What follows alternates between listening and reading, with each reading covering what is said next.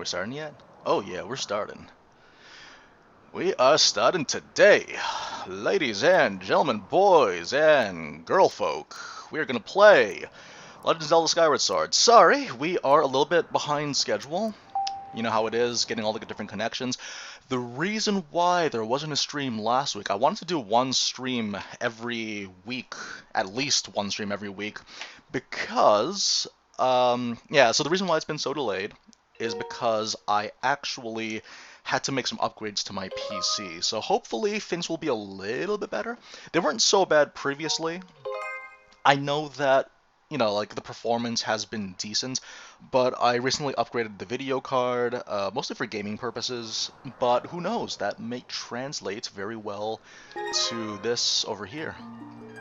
Slight delay on the screen, but that's okay, I'm using the TV screen. How's everyone doing today?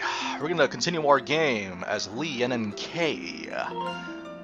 Starting things off, we're going to the Mole Town. So, great. We're going to the second stage. Of course, we're playing Skyward Sword. Skyward Sword, you guys probably already know this game. I think this is the childhood game for a lot of people. Oh wow, we're already going straight to the action. This game just don't let up. Yes, Skyward Sword, I think it's a game that a lot of people are familiar with.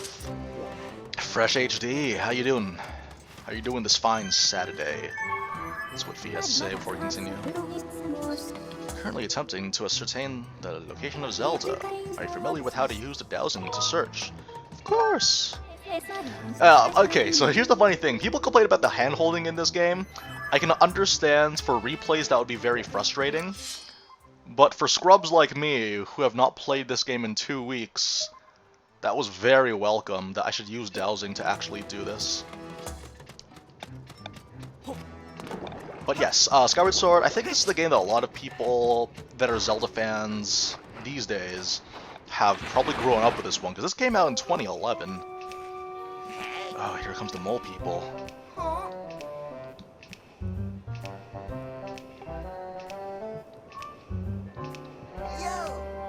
Square Pan, how you doing?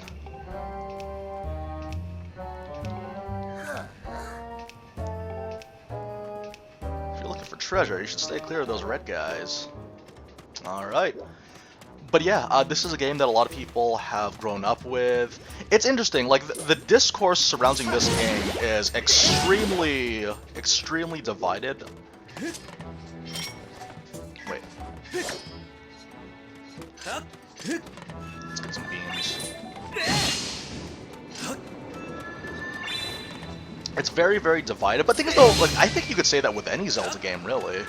Like, Zelda is one of those series where it has so many people involved. I want to hit this. I lost my charge. Yeah, it's definitely one of those series where, like, there's a lot of people, and they all have different opinions on what constitutes real Zelda, what constitutes, you know, what constitutes, like, what makes a Zelda game. But the thing is, though, this is the kind of series that has always been trying to innovate itself. So I feel like, for the most part, a lot of arguments over, oh, this is a real Zelda, this is not the real Zelda. Can I climb up this? Nope, that's my answer. But yes, I've only played this game twice in my life. I've only played this game twice in my life. Both in 2011 when this game originally came out, so this is gonna be a treat. I barely remember anything about this game. I'll try to keep an open mind, but so far I'm seriously enjoying this game though. Nah, won't play that bad for now.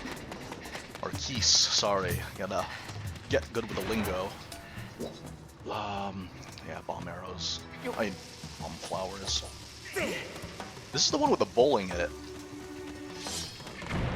Oh, do you know what? Okay, so last week, we actually had... Oh, sorry, not last session, 2 weeks ago, I had issues with the nunchucks. It's not a fault with the game, it's a fault... It's a fault with my nunchucks. I don't know why, but sometimes my nunchucks don't work on cue. It's like that for all the other games. It was like that for No More Heroes.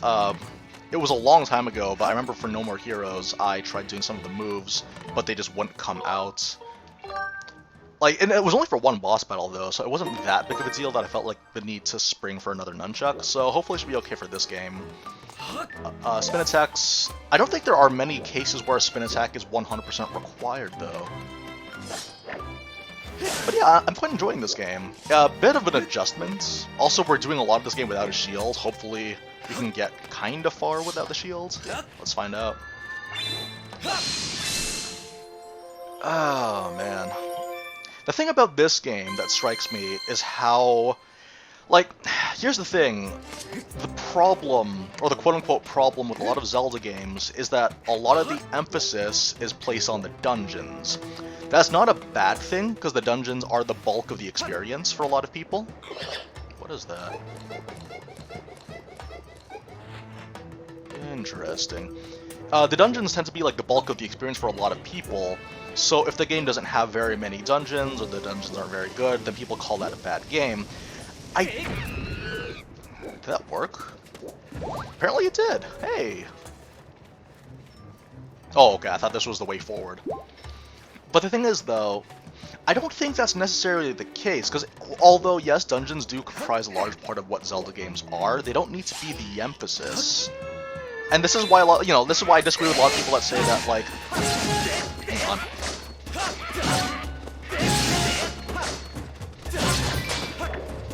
Okay. It's hard to talk and fight at the same time in this game. Hey, Auto Squad, how you doing? But yeah, kind of my original point, though, was that, like, I think world exploration is much more valuable than dungeons, and it's good to have both. And I hope that the Breath of the Wild sequel will have both. Dungeon exploration as well as really, really fun worlds. Do I have to aim it manually? I feel like that's a bad idea for me. Oh, okay. Do give us a bit of time. Oh, not quite. Okay, hang on a second. Jordan!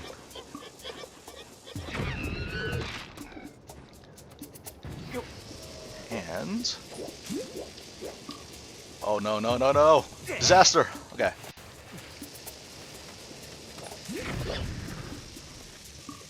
Ah, not quite. Kobe!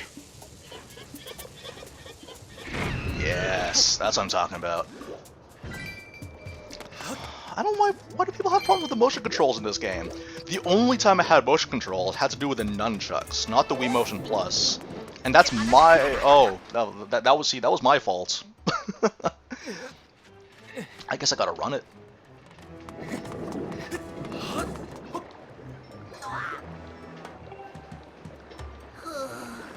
But yeah, like, ideally you'd have both exploration and dungeons, but the problem with a lot of modern Zelda games especially is that they placed way too much emphasis on dungeons, that literally everything that you did in the overworld... Like, you look at Twilight Princess, wonderful game. But you can't help but feel that everything that you do in between the dungeons is just that. They're just things that you have to do between the dungeons because the video game has to happen. Whereas you never really felt very much for the world. It was just objectives, fun objectives that you did, which is fine, but it was never anything to do with, like, you wanting to immerse yourself in Hyrule.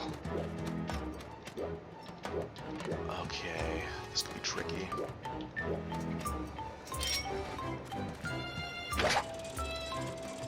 Mela, how you doing?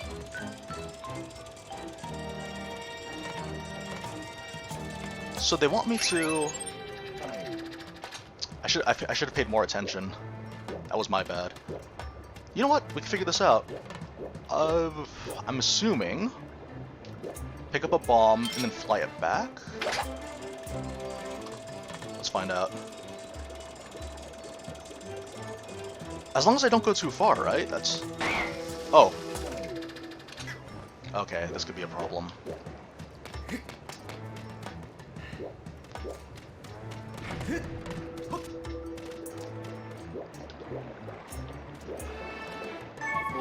Wait, Fee, help me.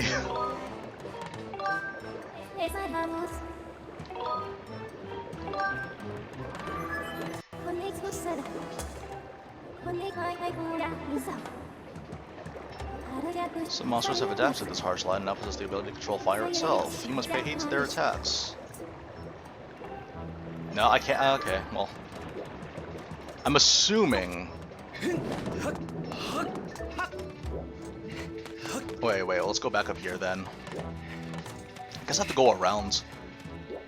Because my assumption is that I needed to, like, use the Beetle to use a bomb. But since that's not the case...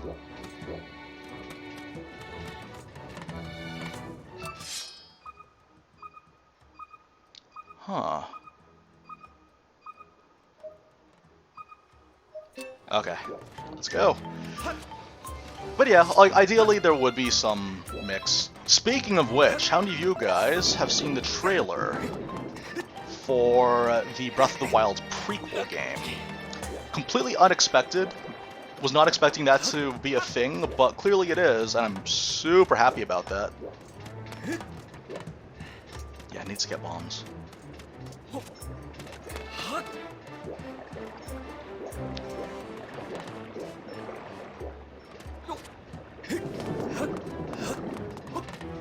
Okay. Yeah, very excited for that one, because for those guys, well, I think you guys are already aware, but I'm a huge fan of the Hyrule Warriors games. So the fact that we're actually getting something like that is very good for me.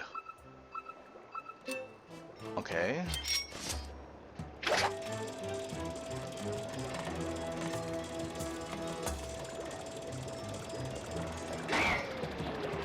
Oh, I need to bomb that specific. Oh, okay, I get it now. I have to bowl it. If I was good at this game. Come on. No, not quite. Okay, I was thinking to myself, like, how do I get forward? I thought I had to use the Beetle, but nope. Come on, dude, what are you doing? It's weird because, like, I want to call this game underrated, but I don't think any Zelda game is underrated, personally. I think Zelda games can be underappreciated, but never underrated. Yes, okay. The reason why, because I don't know, because a lot of people that, you know, they grew up with this game. It's a very important game to them, and a lot of them are willing to give the game a chance. Like, a lot of people complain about the handholdiness, but for me, I've done nothing but benefit from the handholdiness of the game. Like, I say that as someone that plays a lot of Zelda games, that this is something that I appreciate. Oh, I have to do this, right? Yes, just like Breath of the Wild.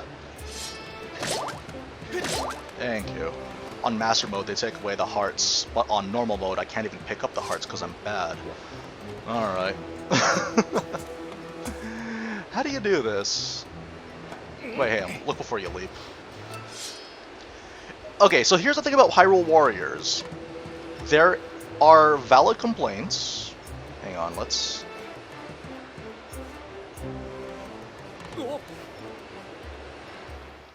Oh, okay, they'll just let you. Okay, so Hyrule Warriors, I love. Oh, wait, my sword was out. Hang on, Fee. But yeah, like, Hyrule Warriors, I love Hyrule Warriors because it takes the IP, the intellectual property of The Legend of Zelda, and does something unique with it. And I appreciate that, and I champion that. I champion the idea that, like, not every game that is using the world of The Legend of Zelda has to necessarily be a Zelda-like game. I like it when they all try to be different. So with Hyrule Warriors, it's... a lot of people, they're turned off by the combat of the game. But the thing is, though, the combat isn't necessarily the main draw. Like, the combat of Hyrule Warriors is more to do with pushing objectives and less to do with... and it's less to do with you doing fancy combos. The only reason why it gets repetitive is because you're not prepared, or you're using the wrong tools. Because it's like in Zelda, how, like, if you're not getting the results that you want in a boss fight, it's probably because you need to use a specific tool to beat it. So that's kind of what Hyrule Warriors is. But yeah, like, Hyrule Warriors I enjoy a lot. A lot.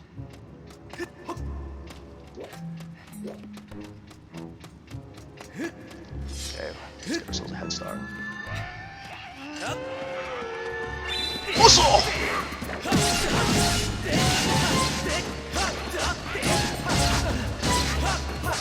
Nope, not quite, not quite.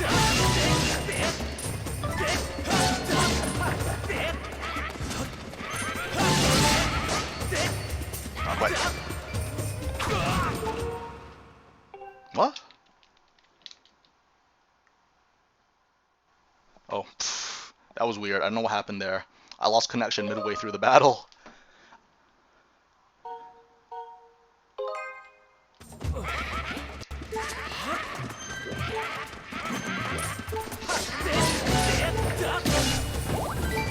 There we go. Yeah, though they did the right thing by giving us multiple hearts at the beginning of the game. Oh, here comes more. There's a guy blowing a horn, but where is he? To make my way towards him, I guess. Engage the enemy! He's still alive. Okay. I'm used to like Breath of the Wild where like they throw rocks at you. Like you really have to be on the ball, which I enjoy. I enjoy action games to be a little more actiony.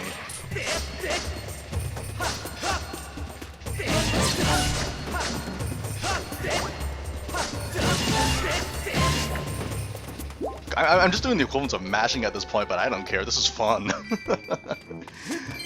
Alright. So, Mr. Mole, what do you got for me?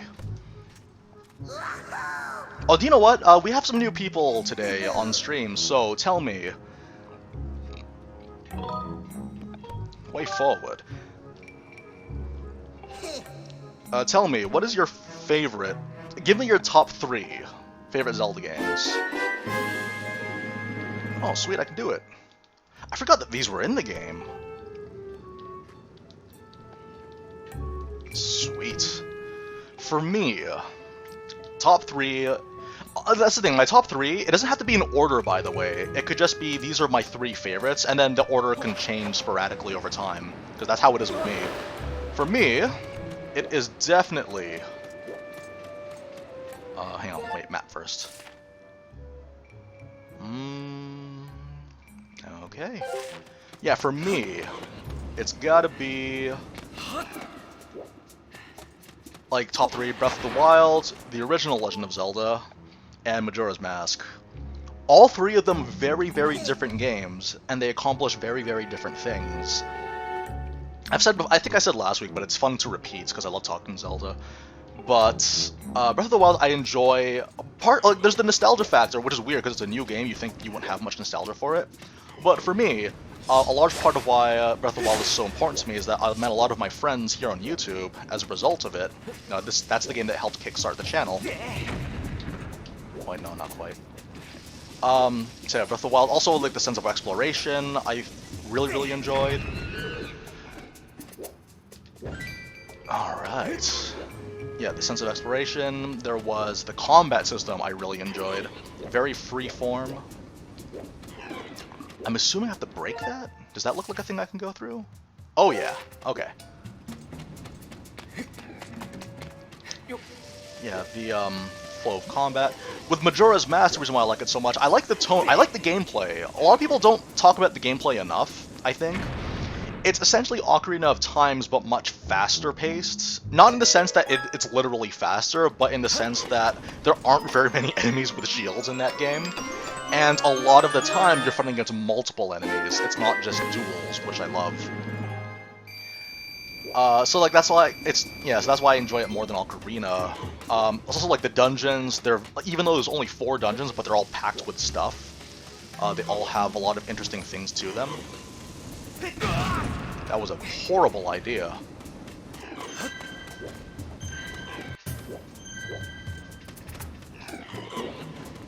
Okay, I'm gonna have to try bowling it from here. Because yeah, if it's straight away, it's fine.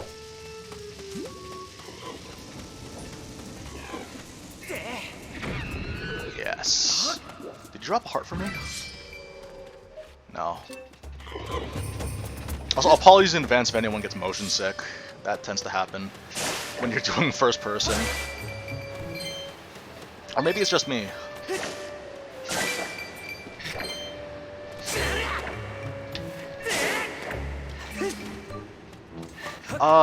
Yeah, so I said Majora's Mask.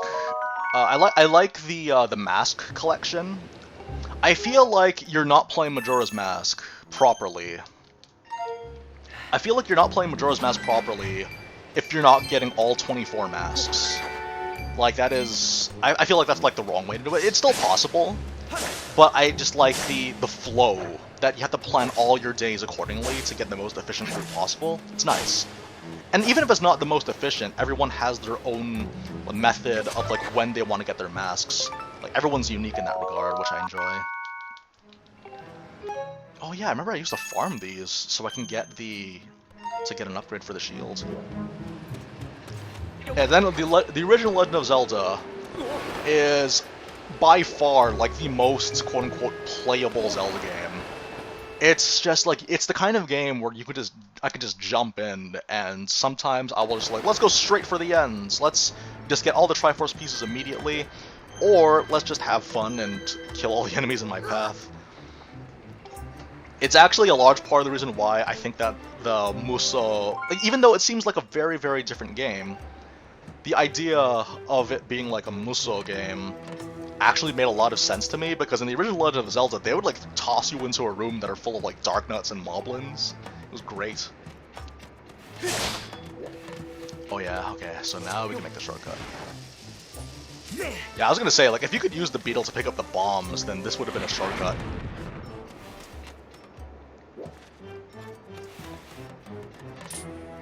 Oh yeah. Link Between Worlds, I've heard nothing but good things about. Oh, is this where we meet that character? The character dressed all in black? Yes, it is! Oh, she's beautiful. Man. So, for those of you guys that are kind of out of the loop, recently... Wait, what is this? Is this like in Twilight Princess, where you see a thing that looks like it doesn't belong, then you have to warp it out later? I think there was a section in the game that was like that, wasn't it? Where it was like in Twilight Princess, Midna would be like, "Oh yeah, we can teleport this thing away." I think that's what it was. Anyway, let's save. But yeah, okay. So for those guys that are a bit out of the loop, they recently announced Hyrule Warriors: Age of Calamity. And I'm very excited because I love Hyrule Warriors, but the fact that this is going to be a canon prequel, that sets a new precedent, to be honest. I think, well, this won't be the first time Nintendo made let a third party do a canon game. Because I think, well, Other M happened, and we all know how that turned out. Oh wait, no, go back.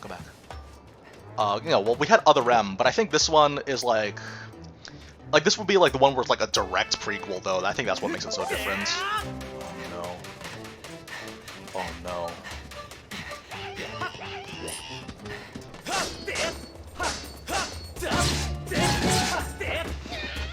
Okay, we gotta be careful about this. Wait, can I just do this? Let's find out. But yes, they're making that one, and it takes place 100 years before the events of Breath of the Wild. Very, very excited for that.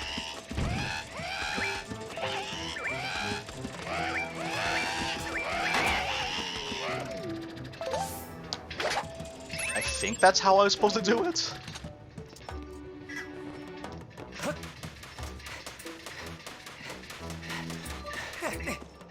Oh.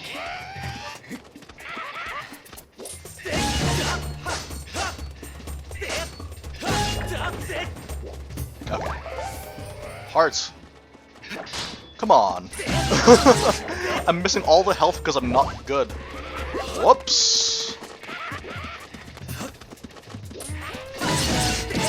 This Elden Volcano is very similar to the Elden Volcano from Hyrule Warriors as well, I think.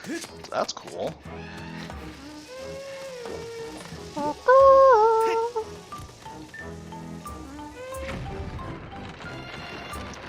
Huh. Oh, that was unfortunate. Okay, I see hearts up there. I might as well go grab them. Unless... Oh, wait, no. They're further ahead. But yes, they're making that one. I'm interested to see how it turns out, because I know a lot of people complained about the gameplay of Hyrule Warriors. I'm hoping that to some degree, they'll try to find a way to accommodate that too. But at the same time, like, you can't please everyone, right? If you try to please everyone, you'll end up pleasing nobody. Because I like the Musou formula, especially the way they did it with the Nintendo spin-off games. Like Fire Emblem Warriors, you guys all know how much I love that game. Or you should. It's fantastic. Oh no. I might have made a huge mistake. Surprise! Oh, did they just refresh their rocks? Okay, this could be a problem. Let's figure this out. Don't. Oh! This is so perilous. What the heck? Oh no.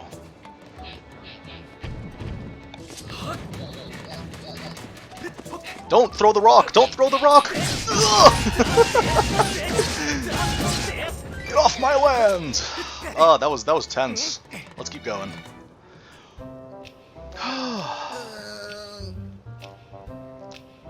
I can't find it. Yo, lad, this the place, ain't it? So what is it they buried again? A key. A K-E-Y key. They busted up the key to that door and hid the pieces all over the place. I'm telling you, one of the 5 pieces is buried right around here. Hey, that reminds me. That strange blonde girl and the weird clothes got taken away too. That's right. I bet they got something real valuable stashed in there. That blonde girl they took is probably part of the master plan too. I'm telling you, I can smell the riches from here. What are you saying we do once we find all the pieces to the key? What do you think, Igneous? We sneak inside and take all the treasure we can carry. Hey, why are we so worried about a key when we can just dig our way in? What? Just saying.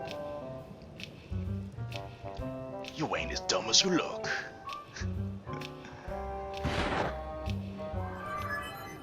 Alright, let's see what... Oh, they're called Magmas. They're not mole people.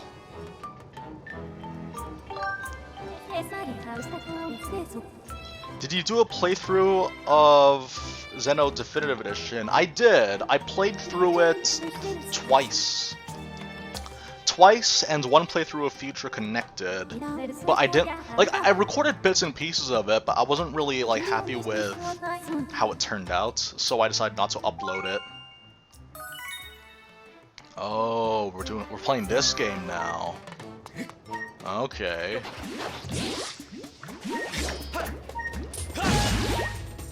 Oh, okay, so this is like in, okay. Your wallet is full. That's fine. Having a full wallet's a very good thing. I don't know, I like the dowsing. Like, I saw the dowsing in this game, and I was just like, oh no. Wait, we need 5 pieces, though? I like the dowsing, personally. But I remember when I first saw it, I was like, oh no. But, like, because I have no idea, because I'm not using a walkthrough, full disclosure, I'm not using a walkthrough for this game. Tempted as I am. Wait, I feel like before I go down, I should probably check around here. Because I vaguely recall... Okay. Oh, and that's the robot, right? This is the robot that you find. But we... Oh, no. You needed a robot to... Okay, I'm getting everything mixed up now. Interesting. I guess I need to bomb it? But yes, I played Xenoblade Definitive Edition. It's weird though, because like, I was thinking of making videos about it, but then I realized there isn't very much for me personally to make videos of.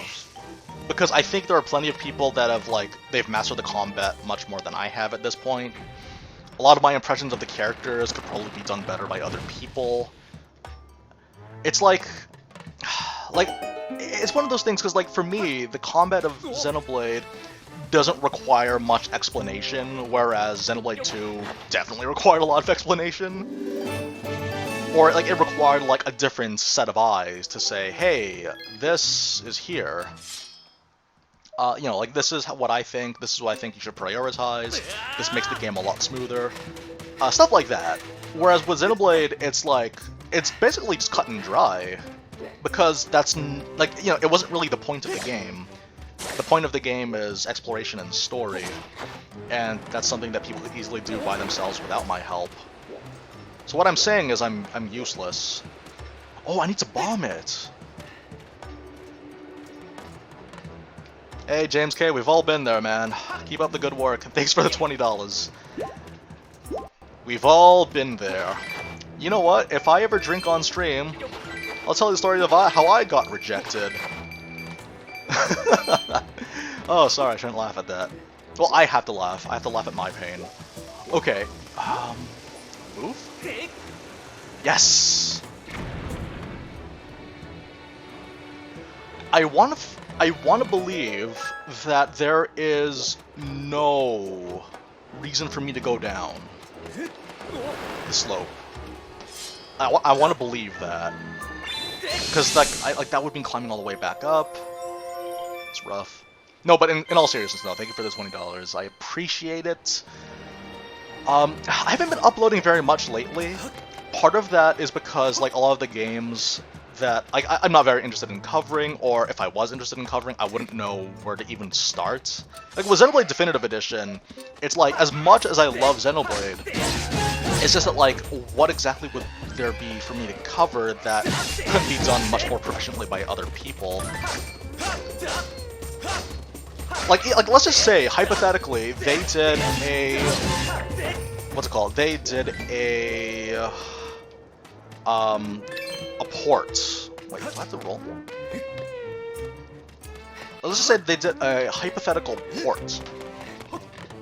Come on. Of Xenoblade X, right?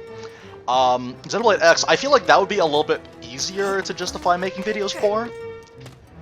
Just because, like, I had my own builds that I used for the stream. Come on, man.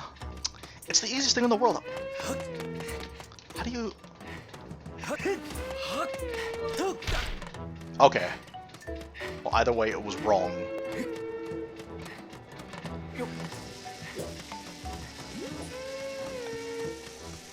I think part of the reason why I didn't like this game initially is because... Or, sorry, I didn't... I'm sorry, it's not that I didn't like this game, I didn't like it as much as, like, Twilight Princess, for example. Is just because I was just such in a hurry to get into the dungeons. I think that was the big problem for me. But now that I've learned to appreciate overworlds more, I quite like this. Maybe not as much as Twilight Princess, but it has been a while though. I kind of want to play Twilight Princess again someday. It's just that I don't want to play the Wii U version, because the Wii U version is mirrored. The Wii U version is mirrored, and, like, it just messes with my muscle memory. And then I get lost because I start confusing myself with the, Oh, do I have to go through here? Nope. I thought I could edge! No, you can edge, right?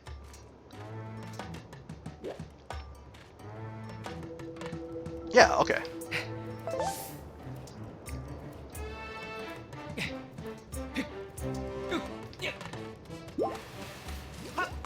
But yeah, really, like, playing this game, I've learned to appreciate a lot of what it tries to do.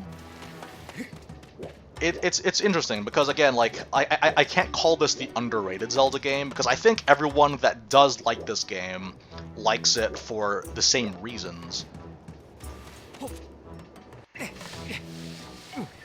Oh, this is gonna be fun. It's just that, like, yeah, this was you can definitely see all, like, the inspiration that Breath of the Wild took from this game. I believe it was, yeah, I believe it was the same director. The person that directed this game also directed Breath of the Wild. Because it wasn't Aonuma, it was somebody else. And they got a younger team for Breath of the Wild as well.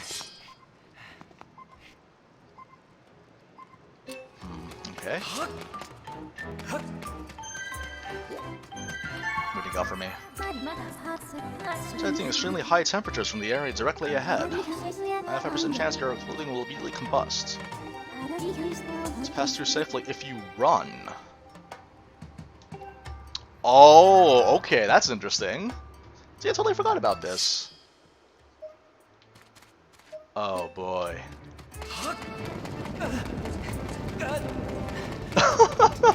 This is awesome!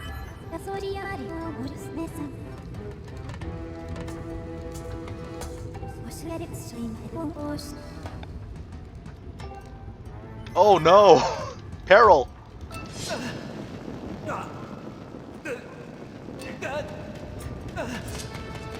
I'm gonna die. I hope this is the right way. Oh my. Ah! This is amazing.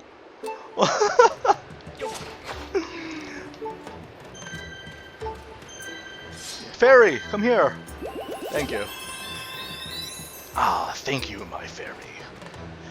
Okay, this is a shot in the dark, but how many of you guys have played Deadly Premonition 2: A Blessing in Disguise? Because that's one of the many games I played this year. It wasn't my favorite game of my backlog, but it's definitely like one that I'm going to be remembering for a while. Not because the game itself was particularly fun, but the story was interesting and the characters were fun. Not because of the gameplay itself.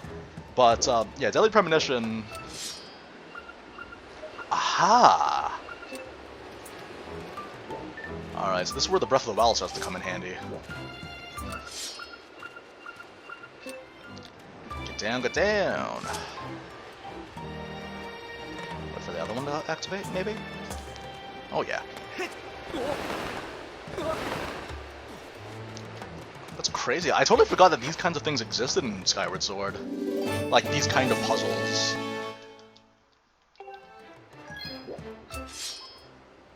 Oh man, something up there? Apparently? Well, there's nowhere else to go but down, right? So...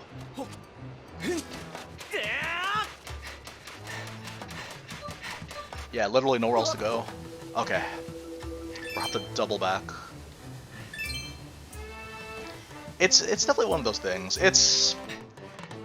Again, it's one of those things that you appreciate in hindsight because your expectations have changed. And I think that's the other problem that I have with with the Zelda series in general, the Zelda fans in general, is that they expect a Zelda game to have all these things, but like there was no promise that all those things would necessarily exist because they have this arbitrary understanding of what should be in a Zelda game. But again, this is the series that has built itself on rebuilding or reinventing the wheel. Okay. Oh, I remember. Okay, I vaguely remember this one. This should be interesting. Did that work on the first try? Because I'm a genius! Haha! Success! I'm surprised that worked, but watch me fail. Watch. Yeah. Okay, I distinctly... No, sorry, not distinctly. I vaguely remember... Like, I vaguely remember... taking several tries for that piece. Because the bowling was odd for me. It was odd for a lot of people, I think. But I feel like people... That's the thing, like, I think people over-complain the controls of this game, too. Because I remember GameSpot, they gave this game a 7 out of 10... simply because... Am I going the right way? Hey, Jared, how you doing? Glad you can make it. I distinctly remember, like, GameSpot giving this game a 7 out of 10 just because the sword controls made no sense to them. But, like, I never had that problem. It's the nunchucks I had a problem with, but that's my problem, not the game's. That's completely my problem. Okay, what do we got? Oh, by the way, how's the volume? So, I'm working on a completely new... Well, like, I've changed up my computer, I had to reinstall a bunch of stuff. and I had to start all my settings from 0. If you notice anything weird, if there is a problem with the picture, I need to know about it. If there is a problem with the... Maybe they're in here. Let's find out. Ooh, a dung beetle. If there is a problem with the sounds being too loud. And just so you know, the microphone is at maximum. Like, there's no changes to the decibels on that one.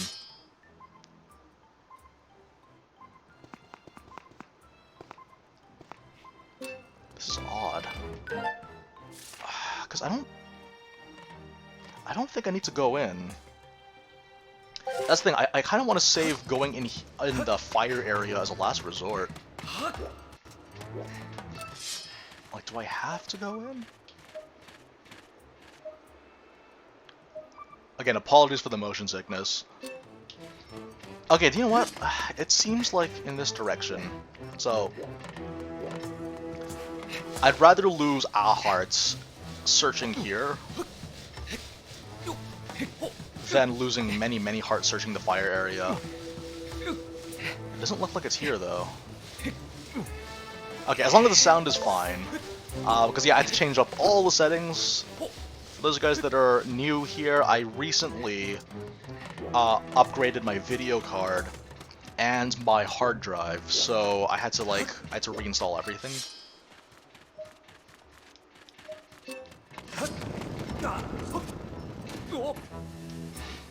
Okay, maybe it's around here.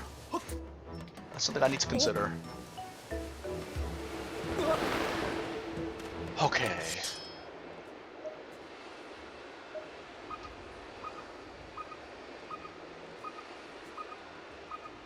Apparently it's in there.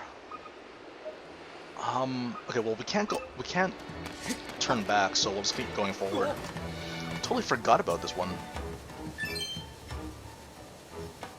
Let's go all the way back down. Oh, and also we haven't gone through here, so this is, again, just going to all the places that you haven't been. Okay. Anyways, how's everyone doing today? It is a beautiful Saturday. Actually, part of the reason why things might be feeling a bit better too, other than the fact that I've upgraded the setup a little bit, is because I'm the only person in the house right now, so that's exciting. What do I do here? I need a bug net.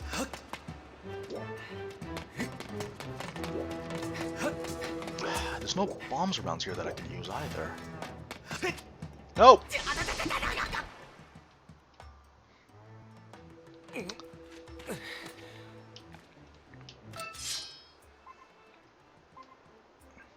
Yeah, just somewhere in that general direction, I think. Oh, hello.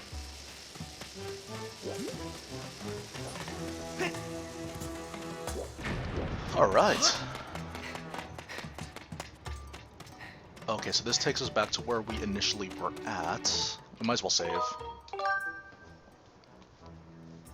But yeah, if there's anything wrong with the pictures, let me know, you guys.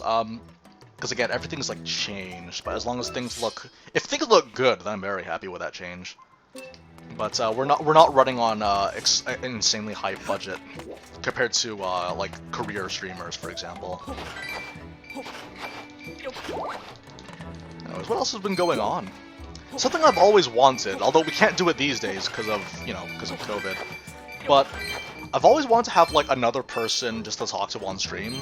I think that would be fun for you guys, so that like at least there would be some conversation for you guys to listen on if you guys don't feel the urge to participate, which I understand. Is it around here?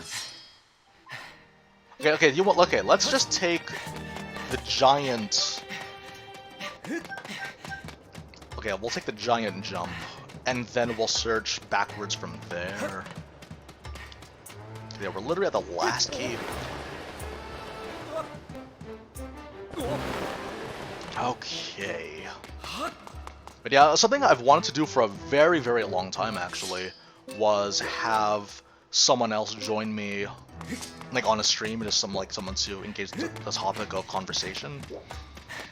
Because, like, you know, we're not really a podcast, or I'm not a podcast, but it is fun to kind of engage in that conversation while we're here. Hey Antonio, how you doing? I feel like I'm definitely going the wrong way. Oh, hello. I think off-stream I will end up collecting these, assuming they're heart pieces. See, if this was Breath of the Wild, you could easily just jump across this.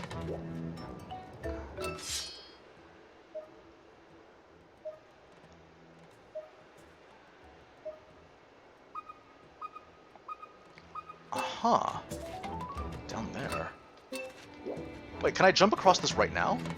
I doubt it, but it's worth sacrificing a heart for. Yeah, okay. See, if this was Breath of the Wild, you could totally just jump, do a shield jump, and you'd make it, or take the ledge from above. Actually, I think you could do it from here if this was Breath of the Wild. You could just float in.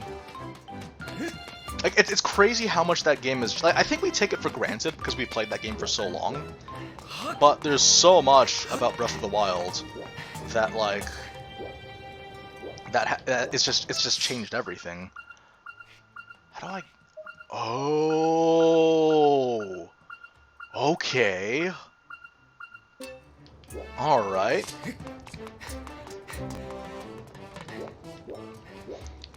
Oh, how's this gonna work?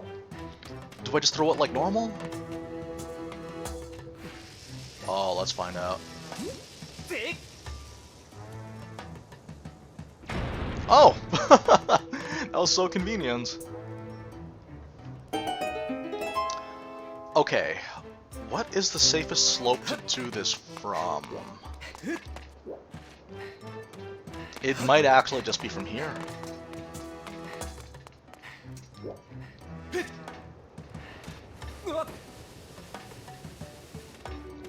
Okay, got it.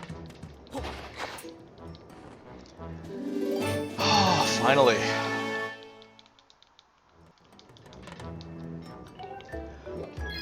I think the Skaldera is gonna be the boss for this stage, and you have to beat the boss by bowling. I think? It has been a while. I think Skaldera, but I can't remember. Like, all I remember is that Skyward Sword had a lot of bosses with eyeballs.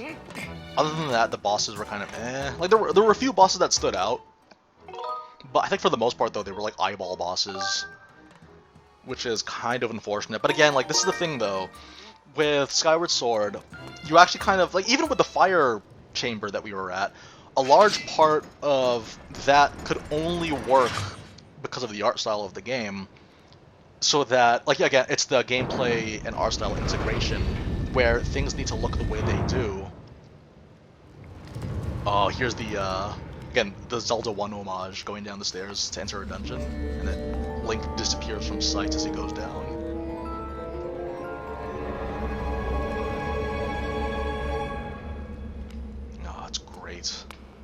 See, like, from this camera angle and everything, this is how you would always start a dungeon in the first game.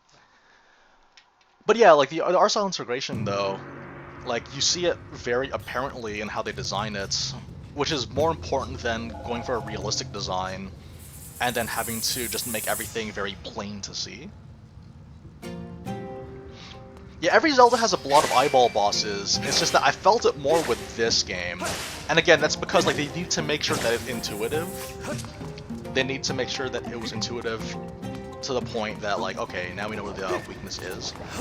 Because I know, like, my favorite boss from Ocarina of Time, or my second favorite boss from Ocarina of Time, was, yeah, he was like a pair of hands and an eyeball. That's what the boss was, essentially. I haven't been here in a while. Uh-oh, uh-oh, uh-oh, uh-oh. No! I was trying to look forward, but I targeted the bat instead. Okay. Wait, why?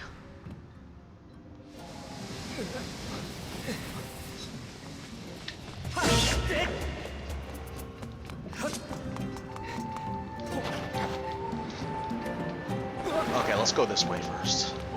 I feel like this is rubies. Yeah. Wait, what? Why? Why would you take it? But this game came out after Twilight Princess. Why did they do that? What? Huh? I was so sure that he would just be like, oh, well, you don't have room for it, so we're gonna put it back. Oh, okay. That was really, really poorly judged. I thought it would be like Twilight Princess, where they'd be like, oh, you don't have enough room in your wallet for this, so we're gonna put it back now.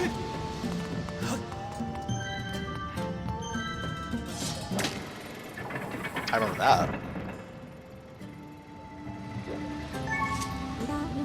Your hearts have decreased quite dramatically. Are you sure? Well, maybe I won't, Fee. I will not. I have to cut another rope somewhere else then.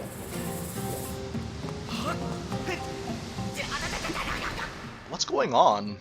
How come I'm not grabbing them? I thought I could have grabbed them while they're in the air.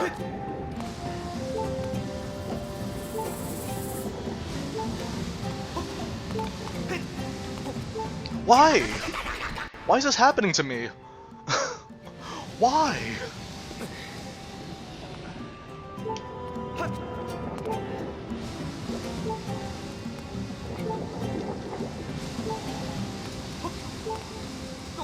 There we go. Okay, there's a bunch of ways that this could go.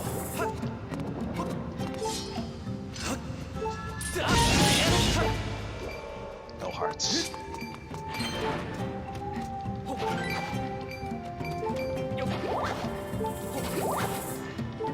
There we go. If anything, to avoid that beeping noise. I'm just gonna have to be more careful.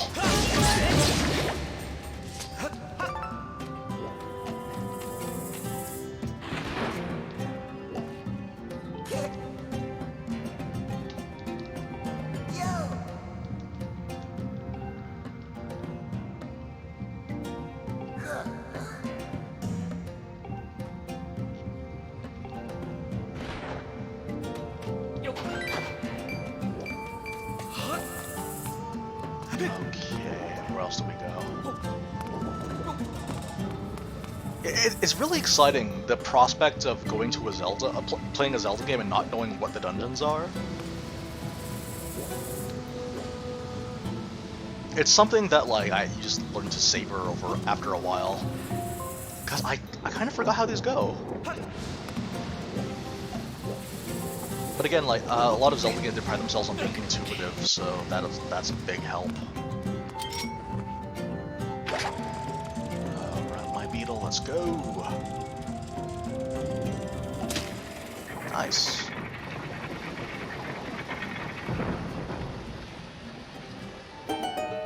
I remember last session we had someone mention, oh no.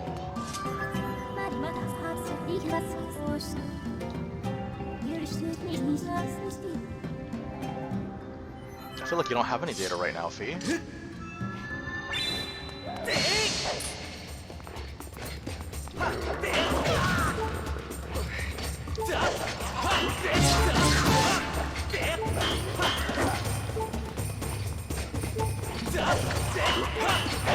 Oh, come on! Aim the other way.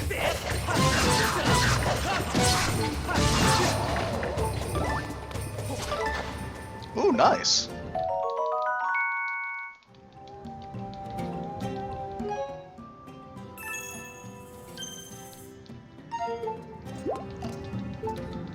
I think also part of the reason why people have trouble with the aiming in this game is because of the high pressure. Like, you see the thing, and your brain is scrambling to know what the correct solution is. Like, I think the developers understood that. That's why they had to make the game as hand-holdy as possible, because they're worried that not everyone can understand that. And to be honest, I think over time, I've begun to realize that some people really do need that extra help, which is annoying, but that's just where we're at. I recall this being the only game. I think Skyward Sword was the only game without Octoroks, because those aren't Octoroks. Those are. No. Wait, no. Well, the Octoroks and Deku Script are similar, but they're not the same. No, I think Twilight Princess was the game without the Octoroks. Oh, I remember this. Before we continue, though, this guy's gonna hound me.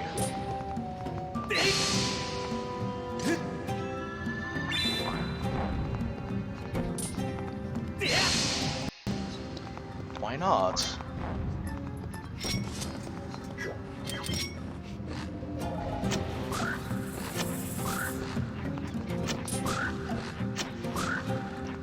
I'm gonna need a shield, aren't I?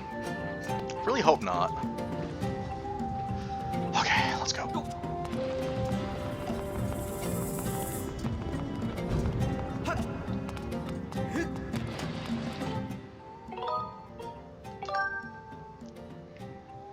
Okay, if it turns out I actually genuinely need a shield, then yeah, I'll have to leave.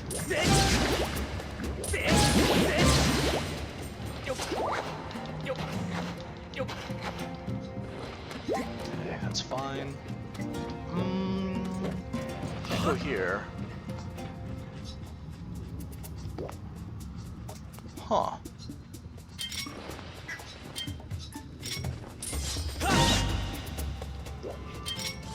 Might as well grab this on the way. I'm assuming I just need to walk over those guys with the ball. And I think that's all I need. That's all I need to do. I just need to make sure I don't get burnt.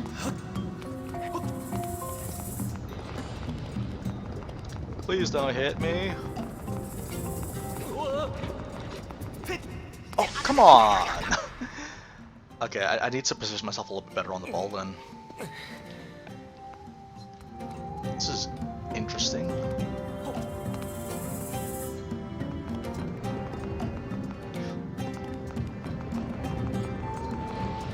I think if I stop myself, then I'll recenter, but that requires stopping.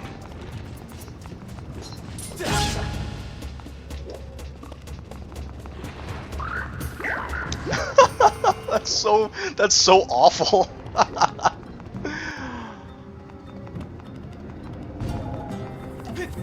Oh, that's so cool. That's actually a brilliant gimmick.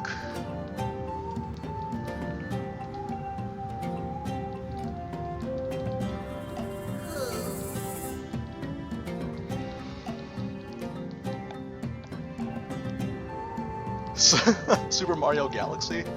Yeah, honestly, I remember because this game came out after. This game came out after Super Mario Galaxy 2, and this is like when they really started like getting super into upgrading their level design. And I'm seeing that kind of reflected here too. Okay. Uh-oh.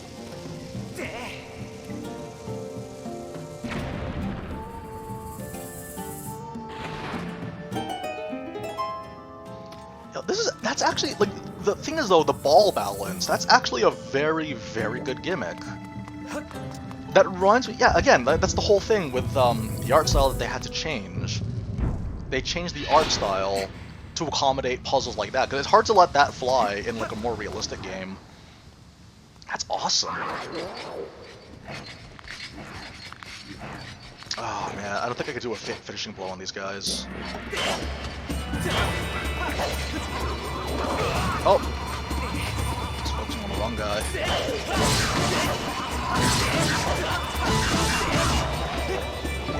That's one. Give me the heart. Thank you. Alright, let's rock, baby.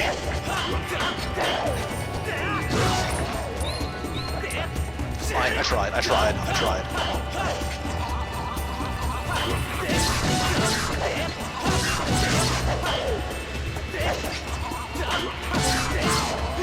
Okay, we're good. That could have ended a lot faster.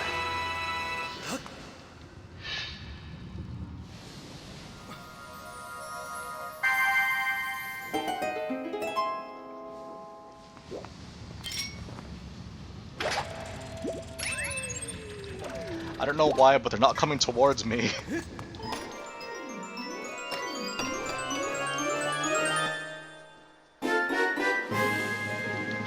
Sweet.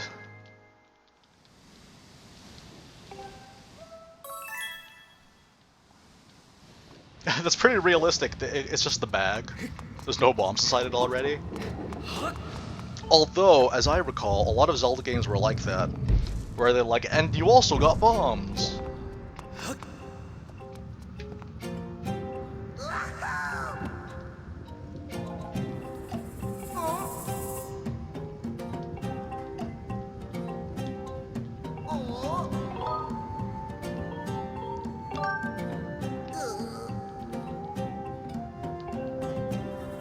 See, what this game is really about is about friendship.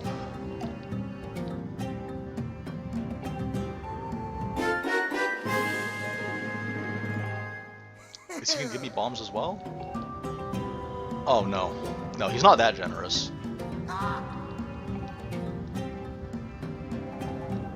Oh! Okay. I was just gonna say, like, most Zelda games, when they also have to include, oh yeah, conveniently, there are also bombs inside the bag. Oh, and you can pick up, okay. That's definitely gonna be a case in the Breath of the Wild sequel, if they have a bomb bag. The ability to actually store the bombs when you pick them up. No, actually no, that's not true. You don't need bomb bag in Breath of the Wild. What am I saying? Truth be told, I've never played Breath of the Wild. All the footage you've seen of me playing that game is just that. It's just footage. There was nowhere else to go? Alright. Okay, my assumption is that I need to use this to push the switches on both sides of the thing. Just gotta be careful.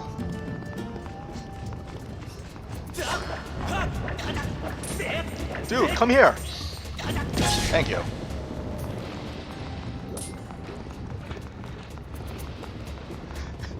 I'm about to run you over, man. That's so sad. It's so tragic how it ends. Okay, I can't go through there. So let's try going around.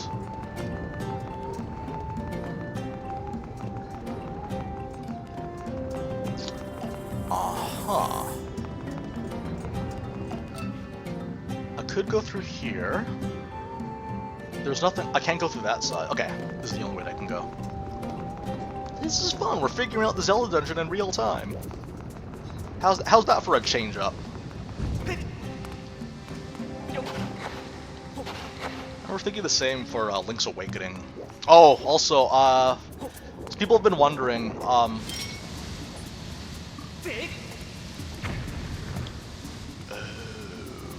okay.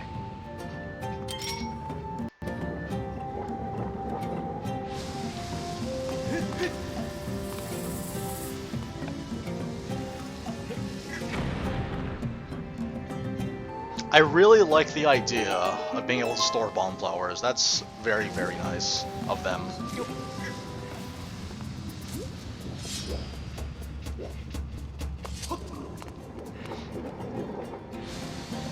Yeah, so I actually haven't been able to finish Link's Awakening remake.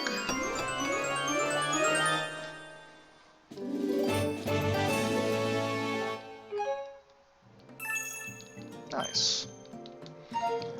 I wanted to continue, but I forgot. I totally forgot that I let someone borrow it.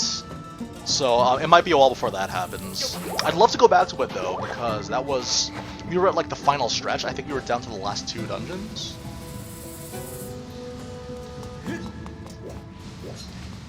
Oh. Okay, where do I go from here? I'm going to make the very bold assumption. Maybe I have to move the ball here? I think so.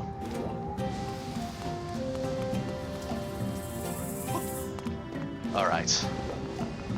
So if I stop moving, I'll center automatically, but there was a bit of a delay, which is good. This is really, I don't know, this is cool. I like this. Hey, Bavia, how you doing?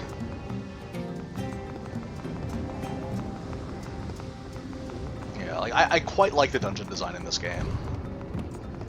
I guess I don't go through here.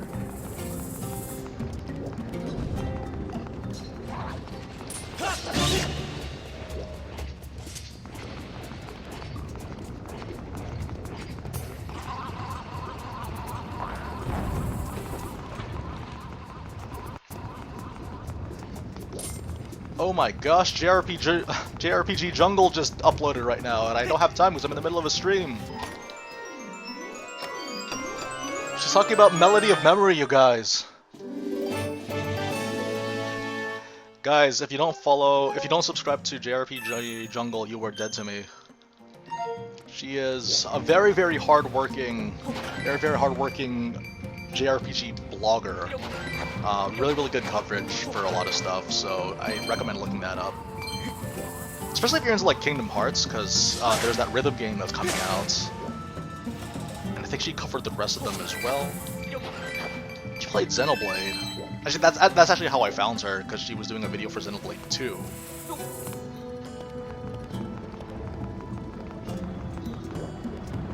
Alright, here we go.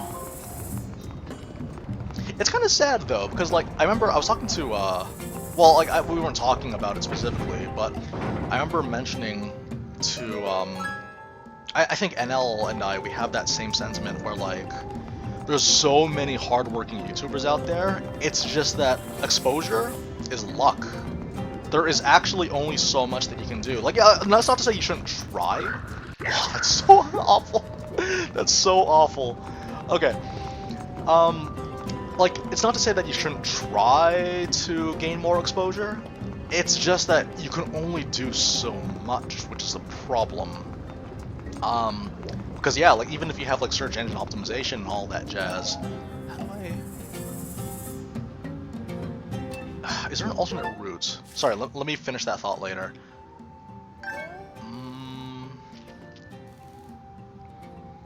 Yeah, because I don't believe I can go through here unless I have to bomb it. Is that what I have to do? Let's find out. But yeah, like there's only so much you can do in the sense of like, you know, you want to optimize your search engine. But it's good that they still keep trying though. It's just that if they get lucky, then maybe they'll get found. Because that's how my videos started out too. I just got lucky. Like very little, like, and that's kind of the sad thing, because I'll be the first to admit that I don't put as much effort as these people do, but they have like 3,000 subs. And it's unfortunate because yeah, they really put their work into this. There's so many, particularly for Xenoblade. I know there's a lot of people that they really want to get into that, which I'm totally down for. I'm totally down to oh come on! I'm totally down to like let's promote those channels. But yeah, it's tough though. That's kind of the annoying thing about YouTube in general, is that there's a lot of like disproportionate. Some people they'll like have so much, but then once they get the ball rolling though, it's great. It's just that for some people it takes a little bit longer. Where do I? Okay, so from what I can tell, I can't go through there, so I can't open the way forward. I think there's like other angles that I have to look at this from. Not quite though.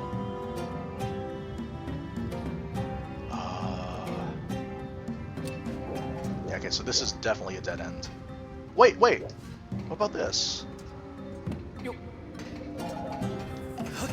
gotta think outside the box. Oh, hello.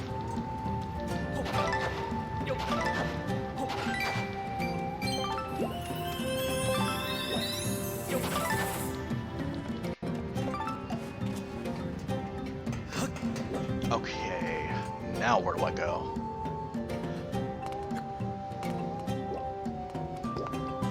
This is a really fun way to traverse lava.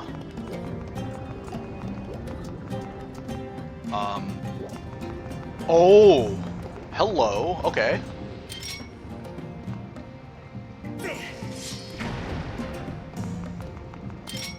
Aha. Yeah, no, JRPG Jungle,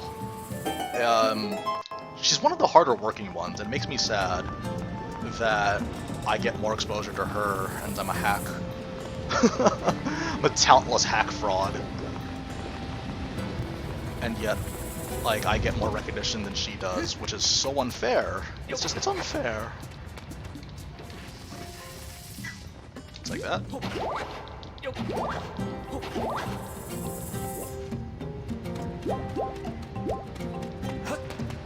Well, comparatively speaking, I'm a hack fraud. Okay.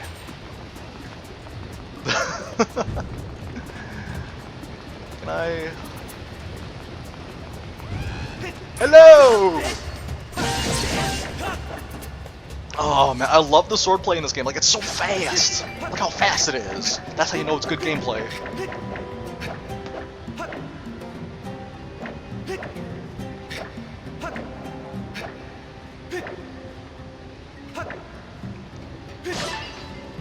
Oh man, this is fun. Okay. How do I... Wait, can I? Wait a minute. There's a puzzle about these. There has to be a puzzle about this. Hang on. That's great. I mean, like, I thought that was the puzzle. Wait, how do I...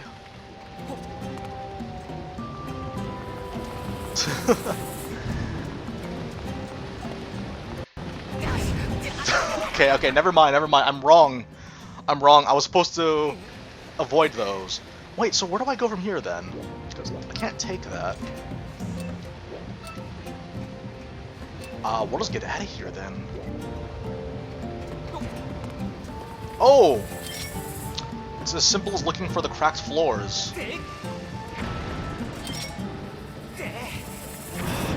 Yeah, the dungeon design in this game is it's just that there's no other dungeons that are like Skyward Sword. Like, I think Twilight Princess is like the embodiment of, like, you know, like what most dungeon design for a typical Zelda game would be. But this is like very unique and atypical, which I like. Like, I'm not trying to say that I hate Twilight Princess. I love that game. I love that game enough to play it 12 times, at least 12 times. But it's interesting looking at this game, though. Like, it's so odd looking at this game. And, like, there's just so much that I missed as a result. Wait, so... Huh.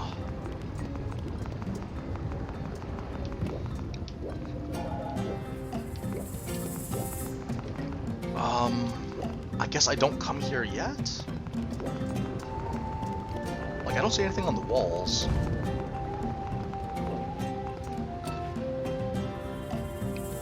Like, that doesn't look like a cracked wall to me. Yeah, oh yeah, I remember 2 weeks ago, that was when Astral Chain's anniversary was. I was thinking of playing it, it's just that, like, I've played Astral Chain so much that, like, what is there possibly for me to do other than just replaying the Olives cases? And there's nothing wrong with doing that. It's just that I've done it already. I've served my time.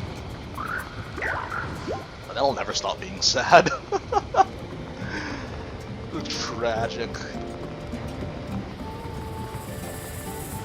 Oh, I think that's the Lanairu place. That was the no. Well, yeah, I guess that's the one with the ship. Okay, wait. I definitely have to go through here. It's just that there's a gate, and I don't know how to unlock the gates. Okay, you know what? Let us use the Beetle to investigate if there is a way to unlock the gate. From here.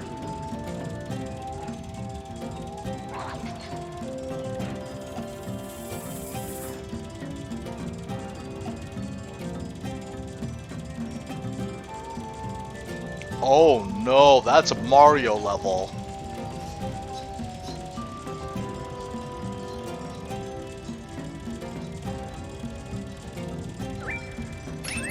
Okay, we have to go in. Okay, because I'm thinking to myself, like, what is the... Well, that's the thing, like, beasts... Like, that's the thing, like, doing, like, a challenge, like, a restrictive run, I feel like that ruins the fun. Like, if you're the kind of person that just uses... Like, I think there are people that did that, but I think that's actually what turned a lot of people off about the game, is that if you just use one legion at a time, the game feels really, really slow, there's not really much going on. But then when you combine, like, 2 or 3 legions together, then that's when the fun stuff happens.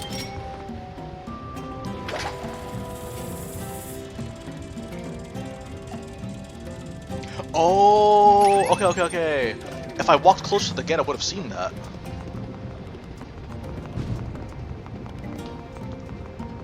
See, again, like, this is, like, the dungeons are fairly straightforward, but they're very intuitive, which I enjoy. Like, I don't remember very much backtracking, except for the overworld stuff, and that was the stuff that I didn't like, as much. Like, I like the overworld sections for when they push you forward, but I don't like them necessarily. I don't know, I might change my mind when I get there, but the fact that the overworld itself, you had to backtrack, go through all this stuff, I recall not liking that very much. But who knows, it could be different almost a decade later. This feels amazing. But yes, I'm very excited for the Breath of the Wild's Musou game. It is coming out on November 20th. So I'm hoping to make videos for that. Like, I know that, like, I don't like announcing that I'm going to make videos before games come out, but I definitely want to make videos for that game. I waited too long. But I'm definitely going to make videos for that game, because that falls in line with, like, you know, it fits, like, the perfect score of, like, new game, where there's a lot of stuff that, like, you know, some people may benefit from having explained to them, and also it is a Breath of the Wild game, which we're kind of known for, and it is a Musou game, which is also another thing that I enjoyed doing on the channel. I like Warriors games, like, I don't know, like, they're not particularly deep, but it is fun to experiment with different stuff in that one, just to find, like, the best stuff. And I think, again, like, a big complaint that a lot of people have is that Hyrule Warriors gameplay is too repetitive. I disagree, and I hope my videos will kind of emphasize that, so that people that are, like, Breath of the Wild fans will kind of gain an appreciation for Musou games. Kind of act as, like, not a gatekeeper, but, what do they call those? Tour guide. Alright. Found a way forward. I feel like that's the entire dungeon? No, wait, no, maybe this is, like, the halfway point, I don't know. It's exciting not knowing. There's a boss battle coming up, though.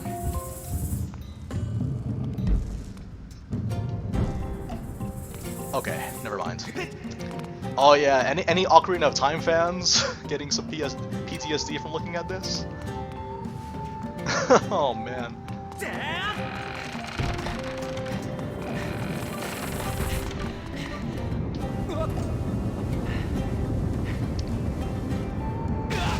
That's some Ocarina of Time nonsense. Is there any way... Well, okay, let's scout ahead. Hang on. Oh yeah, so I made a joke about the tier list, because I fully expect to be wrong, but these are just my predictions. Okay, so we can go in there. Okay. I made a tier list, of like a predictive tier list, because here's the thing about Musou games, is that characters can be good. Every character is good, it's just that some characters will struggle more than others. Some characters will struggle more than others. It's normal. But even so, this is a game where, like, every character can win. That's what the series is. Like, there's no real semblance of balance so much as characters are too strong. Hang on, let's see what's over here. So basically my list, my predictive tier list for the Age of Calamity is the B tier, which are the characters that they're good, but they do have a bit of lag on their combo, so they can't clear as fast as the rest of the cast, but still very, very strong. And then there are the very solid characters with decent dueling potential or decent wave clear, a bit of a mix between both. Ah, okay, I see your game. And you have the characters that are extremely strong in one or the other. Oh, okay.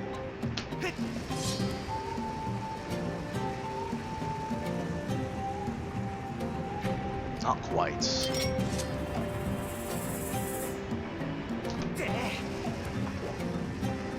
I feel like that was a bad move too.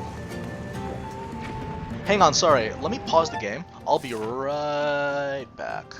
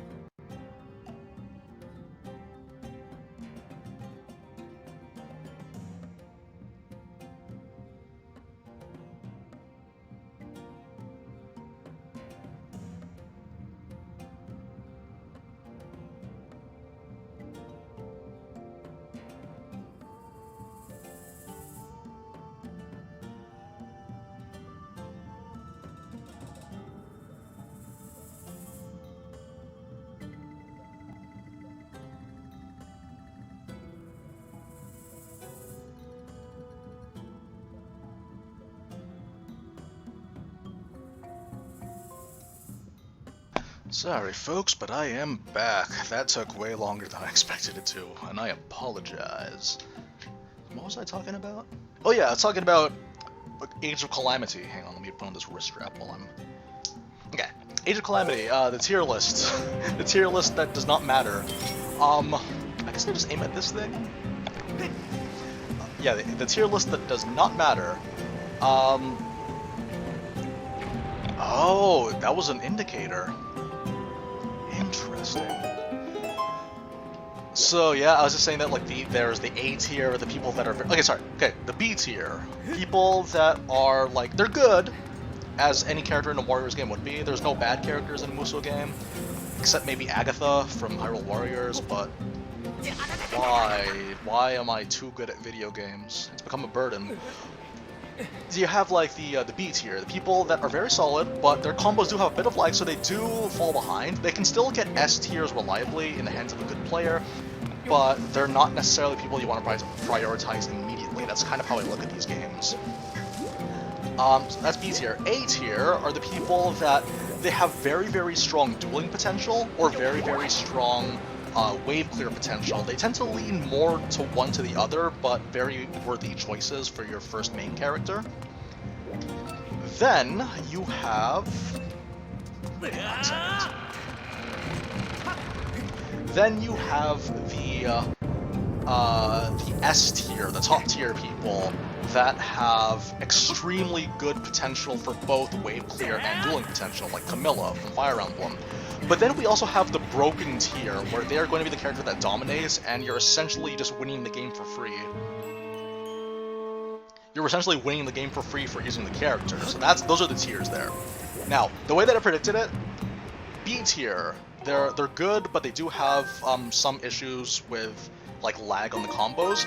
That's gonna be Daruk and Zelda.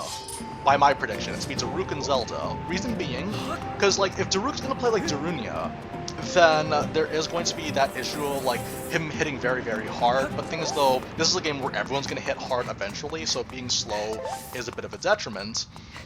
Then you have Zelda, where I feel like it's gonna be similar to like the Dominion Rod, where very good potential, but again, slow combos, you can't necessarily dodge cancel out of them. Then you have the A tier, the people that are very, very good, either for wave clear or dueling, or maybe just a strong mix of both. That's going to be Mipha and Link. Mipha looks like she's taking a lot of hints off Naruto, except the thing is, she has a light scale trident this time. Uh-oh. Oh, it's just like Resident Evil.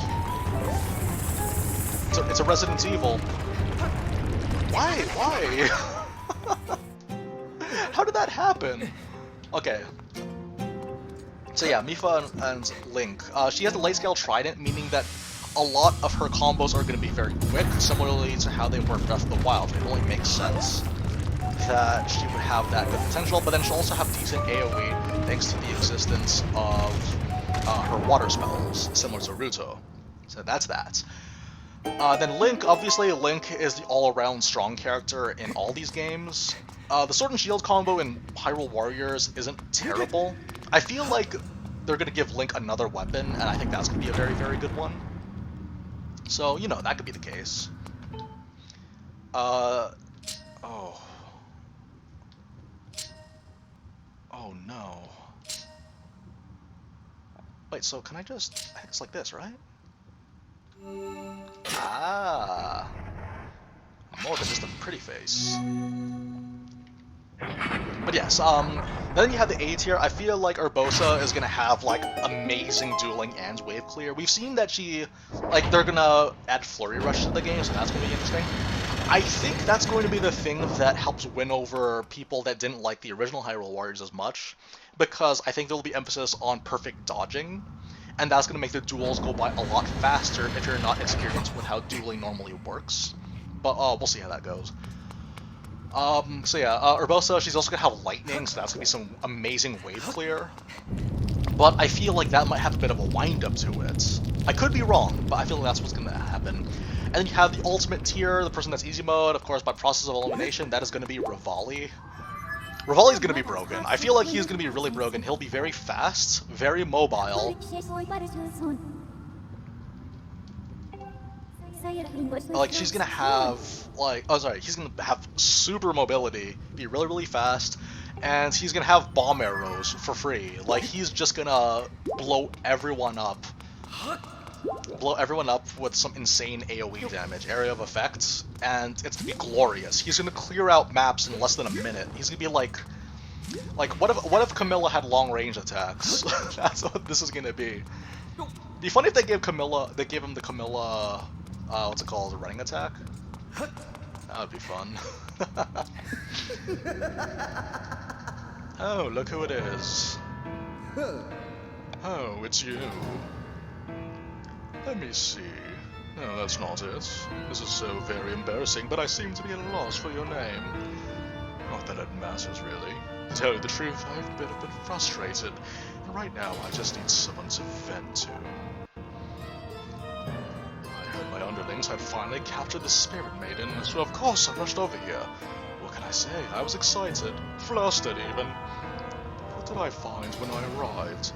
That agent of the goddess. She had once again. See, what I'm trying to say is... that goddess-serving dog escaped with a girl! Oh, this is great. Look at all the expository dialogue. This is Mr. Exposition right here. Anyways, I don't remember how this boss fight goes down. I actually forgot how many dungeons are in this game.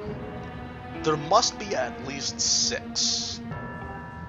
There has to be at least 6 dungeons in this game. There's the first 3, and then I think there are the 3 after that for getting the flames. Oh wait, no, and then there's a 7th one for the Triforce, isn't there? There's a 7th dungeon where you can get the piece of the Triforce.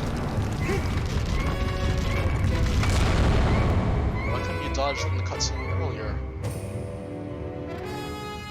How do you fight this boss?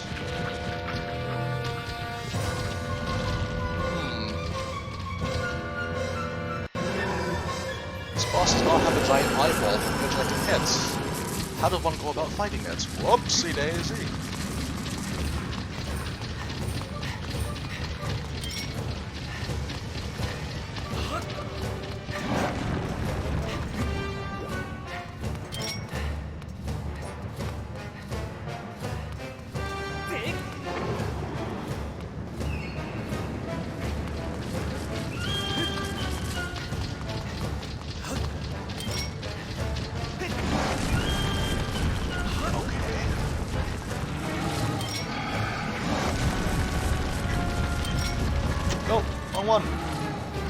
Oh, motion controls. Ugh, pull it.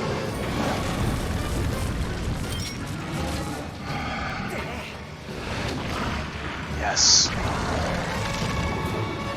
Hello, eyeball.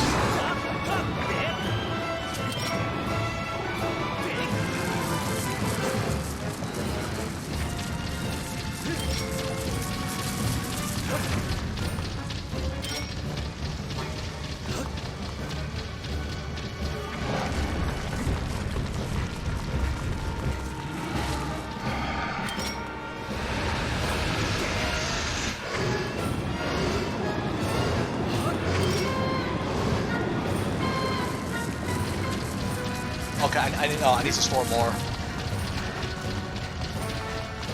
Okay, so the general idea is we need to push that guy all the way to the bottom.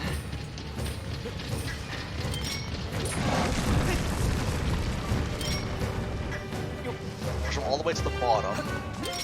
And then when he's doing that... Oh, pick it up, pick it up!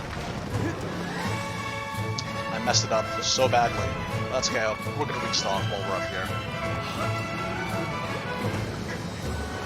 But yeah, the general idea is that when he's inhaling, that's when you want to... Oh, sorry. I ran into it.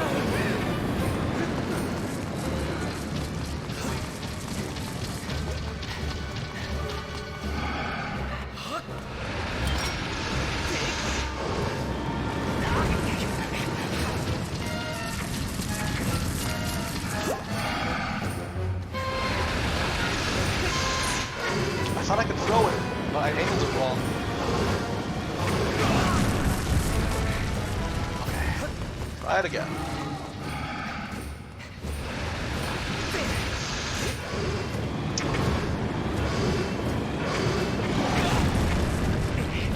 Oh boy. We're making all the mistakes.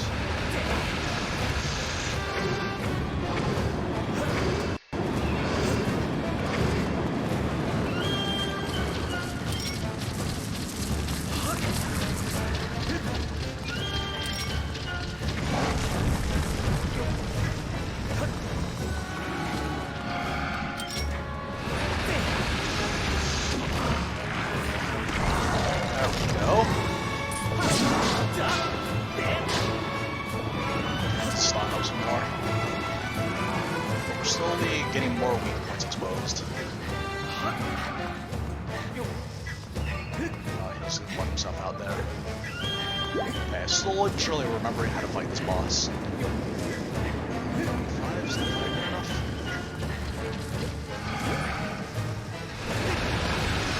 Okay, we're ready.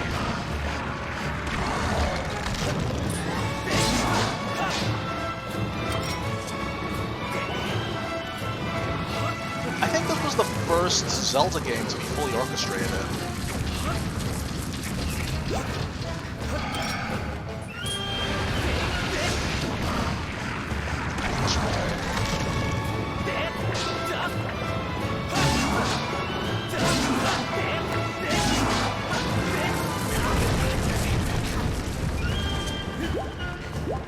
Okay.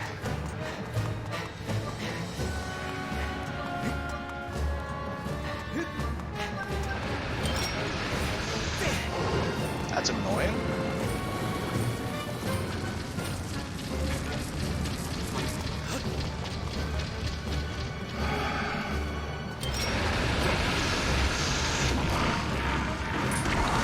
It's like a Dodongo's, but less exciting.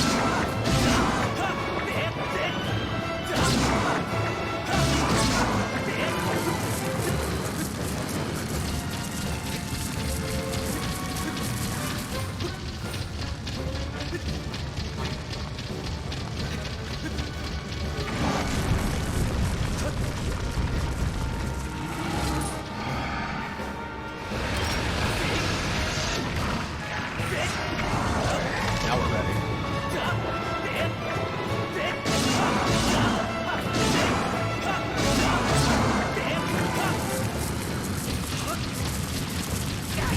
Oh, really?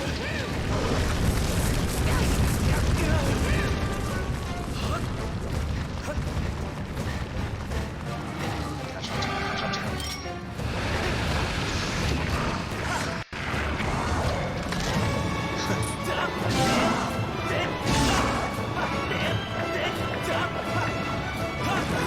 it's as simple as hitting him in the eye, but unfortunately we're not even good enough for that.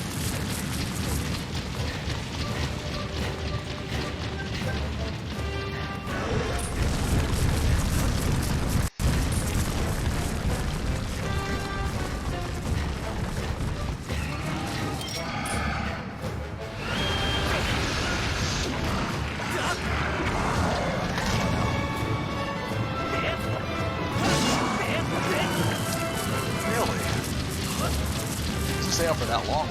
We're gonna have to restock again if this is the case.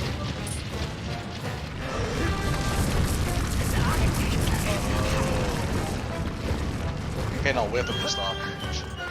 I feel like we're on the cusp of it, but I want to make sure. It's good that they give you the healing items. It's very helpful of them.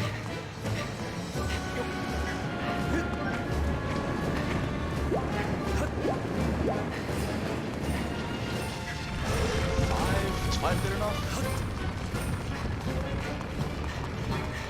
Oh, I don't think I'm gonna make it in time.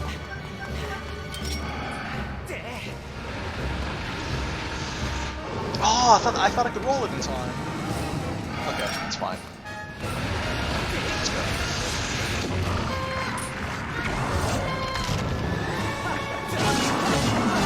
There we go. Yeah, it literally was the final cycle. Yes, I believe this was the first...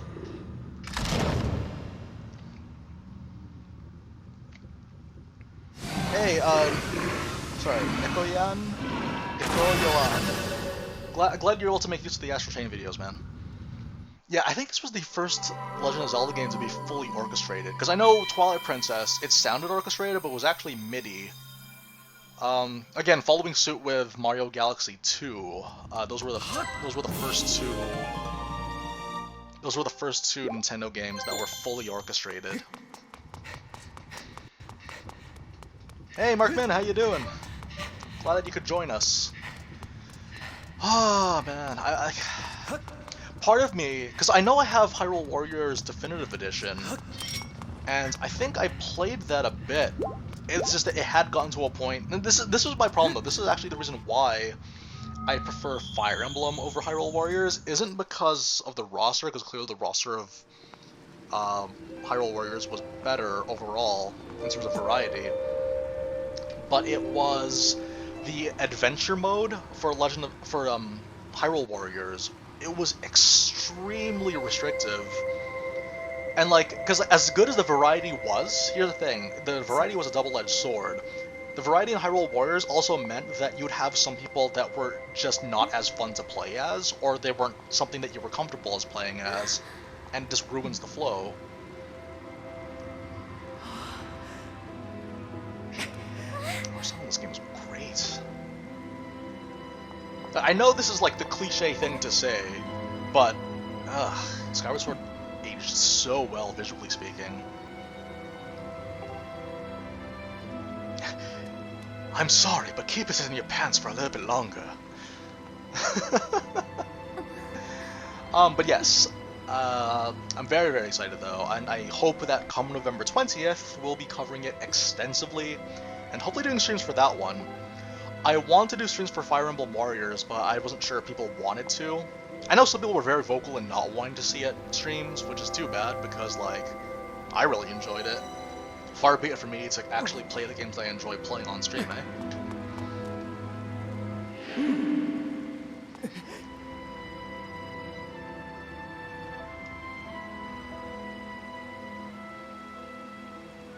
That's true, it did take us a while. She actually does have a point, Link. It did take us a while to beat that easy boss, which was as simple as hitting the eyeball.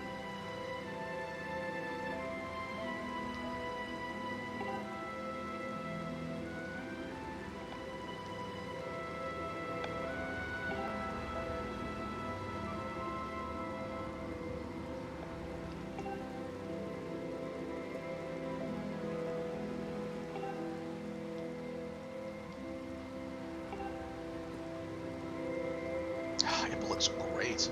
I know that this info was the inspiration for the Hyrule Warriors one. I think, like, we've seen that there was a younger Impa in the trailer for Age of Calamity. but I don't know if she'll be playable. It would be cool if she was playable, but I don't know how. Same thing goes for... what's her name? Oh no, what's her name?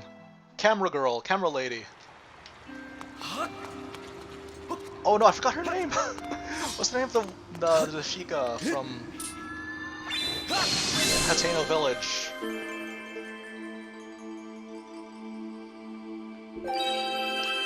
Are you hoping Breath of the Wild 2 has more traditional? Ideally? Because here's the thing, traditional Zelda dungeons are restricted by the environment, but, like, in terms of structure, but, like, it's tricky, because in this game, we've clearly seen that they're capable of using the environment to your advantage.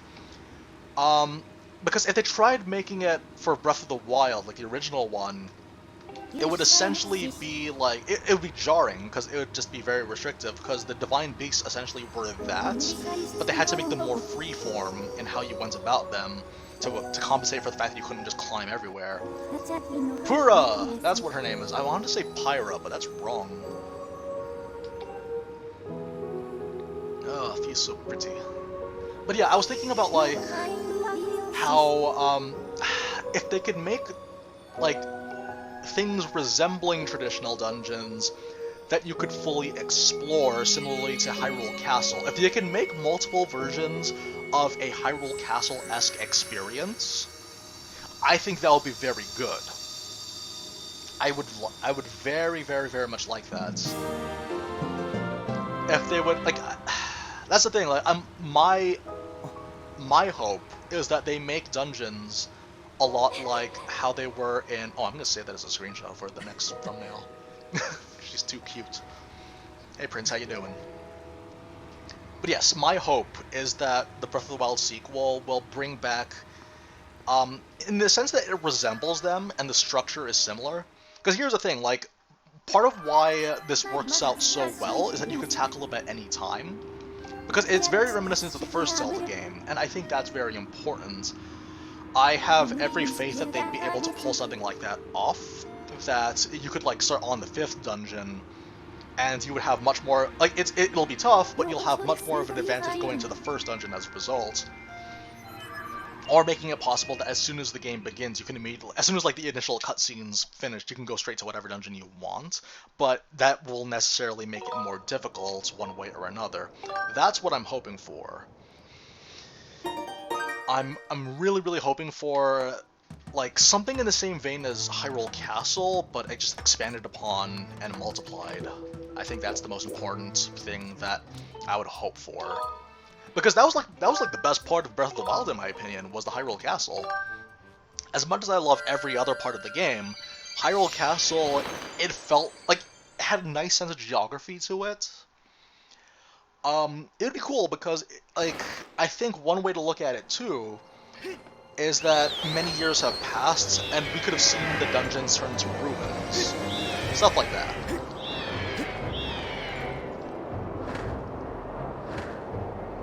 But yeah, one of these days, like, I think if we get a Breath of the Wild sequel subtitle, or moniker, I would very much like to do I'd very much like to do what's it called? Another stream of Breath of the Wild again, just for old time's sake. Yeah.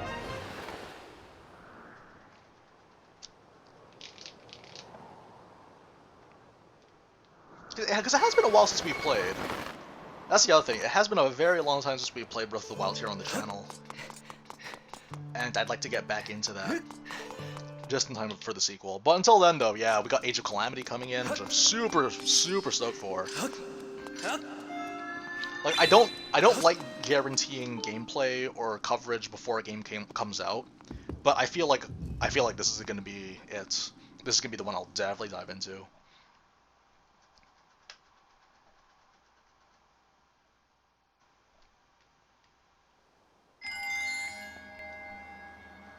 All right. Well, we're full up on rupees, so we might as well go to the shops.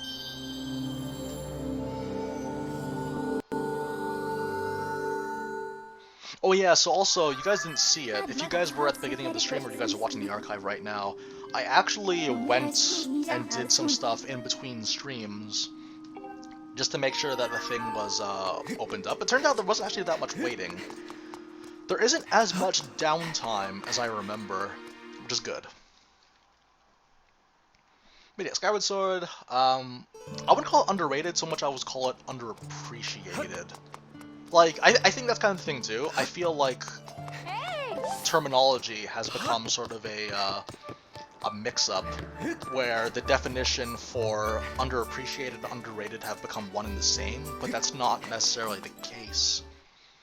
Like, okay, so like underrated would be like a game that a lot of people dislike, or elements of a game that people really dislike, but the person says, no, actually, that's actually really, really good.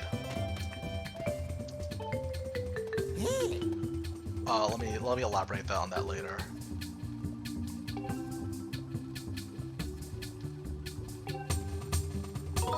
Yeah, I'll buy that.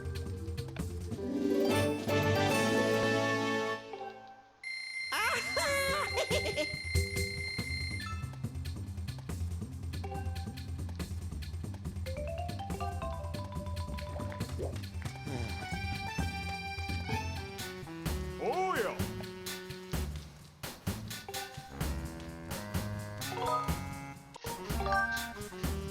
Haha. Okay, let's see what we got here.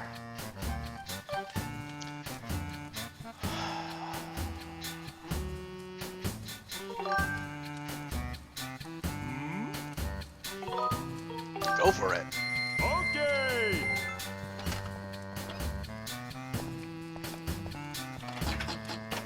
I remember not liking the game's art style as much at the time either, because like, I liked the realistic look of Twilight Princess, but I think it's definitely grown on me.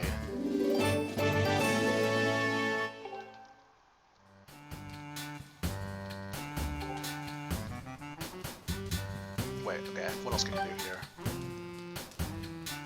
Tumbleweed, Monster Claw, Elden Ore. That will require farming. Yeah, no, so that's what I want to say. Okay, so basically, when it comes to saying underrated and underappreciated, underappreciated in my mind is when... Wait, hang on, sorry, let me just look at these two.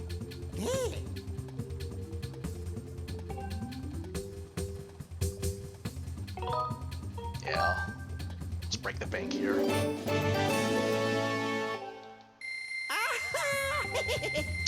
But yeah, okay, so back to my original point though. When it comes to... No,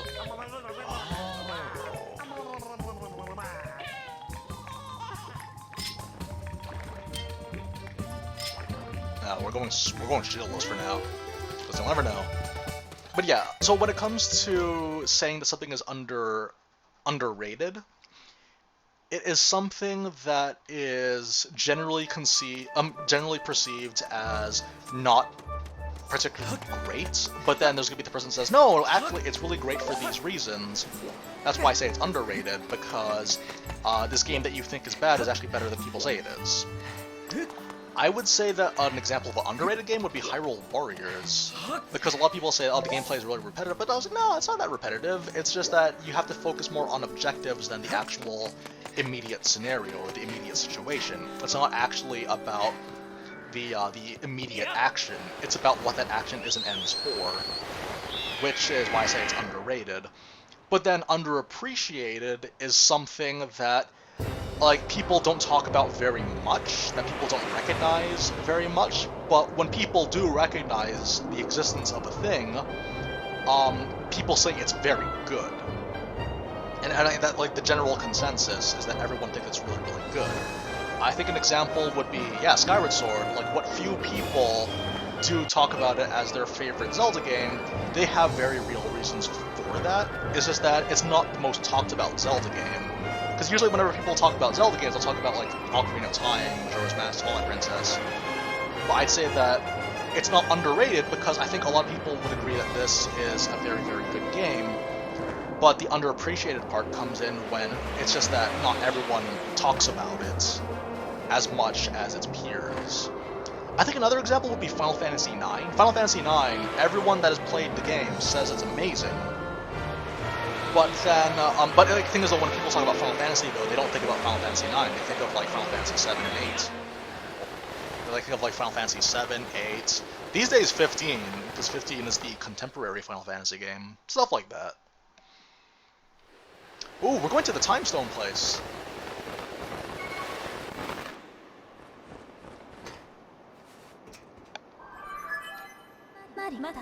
Oh man, this game's just chugging along. It's only been 2 hours since we started playing. This game's chugging along at a really good pace. But Nairu mine.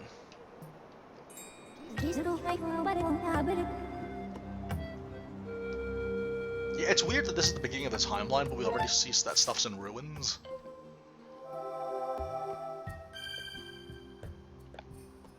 But yeah, that's kind of the thing though. Like, you look at like, you know, what's an example of something that is underappreciated, but then people call it underrated? Final Fantasy IX is definitely one of them. Skyward Sword, I'd say, is underappreciated, but not underrated.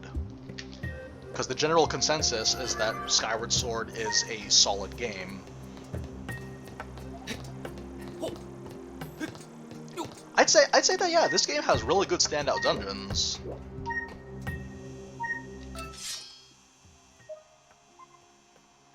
Yeah, this game has very standout dungeons. I'm happy with the dungeons in this game.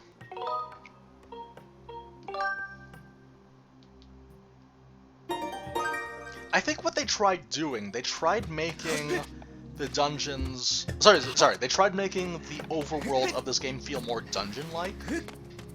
Which isn't a bad thing, but I do like my overworld to feel like overworld.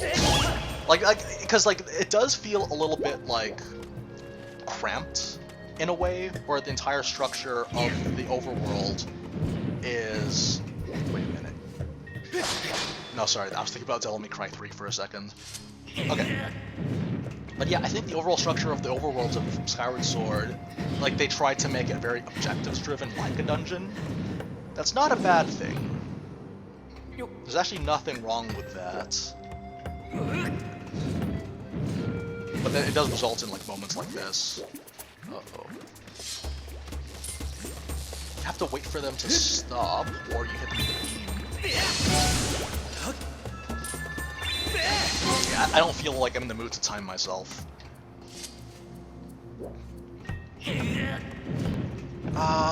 What else? Underrated. Like, yeah, an underrated game would be like a game that is generally considered, like, mediocre, bad. Yeah, mediocre or bad, but like if something is considered solid or good, then I think that's when it goes into underappreciated territory. It is easier for people to get it mixed up though. But yeah, I think the general consensus of people with or if it's mixed, then I think that would be another thing as well. Because you can't tell, everyone's different. Everyone's different. Everyone has different perceptions of whenever people talk about stuff. Yeah, we're gonna go through here. I don't see much of a point in doing this, but it's a thing that we can do.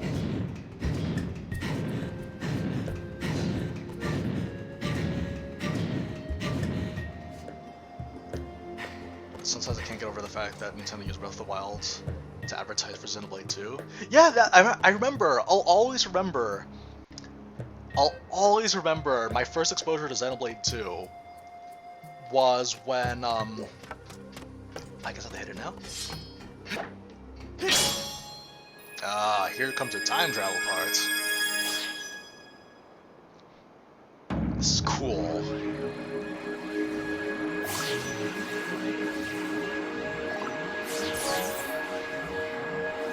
Like, I wonder if they're gonna bring this back.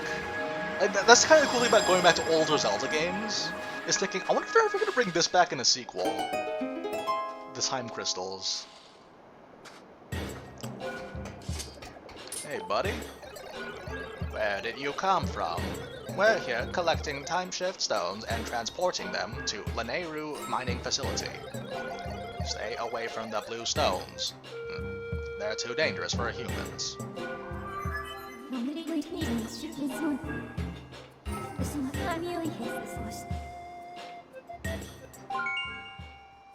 Oh, that's so cool.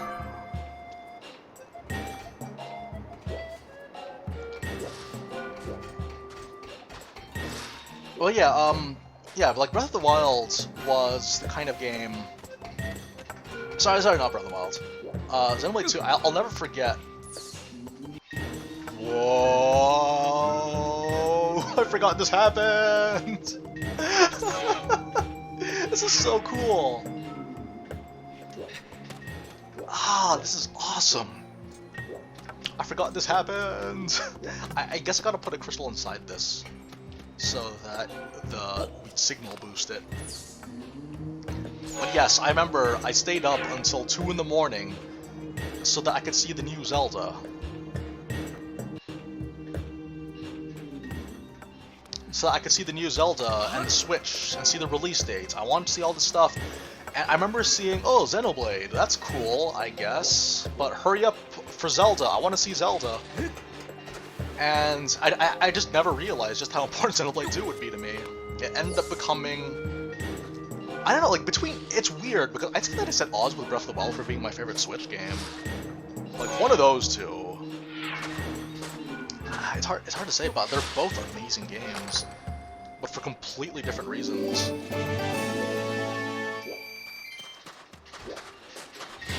What are you doing?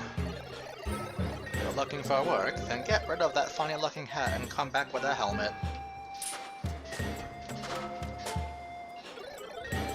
These strange things have started attacking us recently. We don't have any weapons to defend ourselves, so if they attack, we're fried.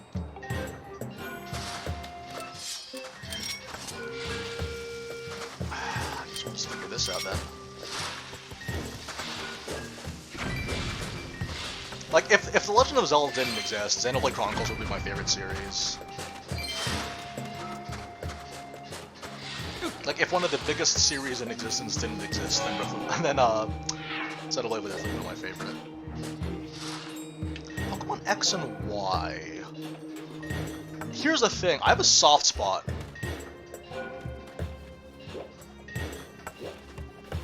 I have a soft spot for Generation 6 Pokemon. A lot of people don't like it. Like, a lot of Pokemon fans, they say that this is like where the drop in quality started. The thing is though, like, a lot of those people have Generation 5 nostalgia. It's like, I get that yes, the structuring, but for me, the big sell for X and Y was, because I loved Mega Evolutions, I thought that was a great idea at the time, not so much anymore. But like, well, that's the thing, like I liked what few Mega Evolutions were available, because it gave a lot of the underappreciated guys time to shine. You know, let's talk to this guy first before we continue. I'll talk more about Gen 6 later. Oh. Okay, I'm sorry.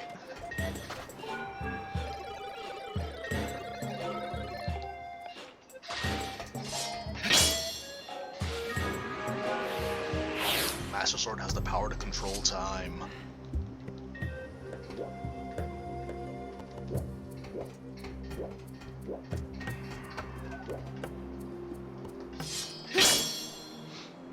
So yeah, well, I think it's because it was just heavily eclipsed. Xenoblade 2 was just heavily eclipsed by Breath of the Wild. But yeah, like, when it came to Generation 6 Pokemon, though, I really liked it, because first of all, my favorite Pokemon of all time is Mawile. You'll notice that my Twitter username alludes to that character, so that's the thing for me. But the other thing is the fact that I actually thought that it was really nice because it's what introduced me to the online component of Pokemon games. Because the only other Pokemon game I played recently before that was Heart Gold, Soul Silver. The Generation 2 remakes, because those were the games that I grew up with. Ah, okay. Let's see what we got here. This is so cool. This is so amazing. I guess this could be like... Oh, I remember. Okay, do you know what? I'm gonna keep streaming. Hopefully I can stream until the dungeon is over. But yeah, that's kind of the thing though. For me, I love Generation 6 simply because, like, yeah, the new environments I thought were interesting, the online components. The fact that I could, because I was in college at the time, so I was actually able to talk to people about the game and challenge them to fights, which was a lot of fun. Like, it was just cool to discover that game along with so many other people. That's what made it so important to me. Oh, this is cool. Okay, we can... I should stop saying cool if it's getting repetitive, but let's figure this out. I can, in fact, not hit that. Okay, that's fine. It's very cool. Okay. What we're going to do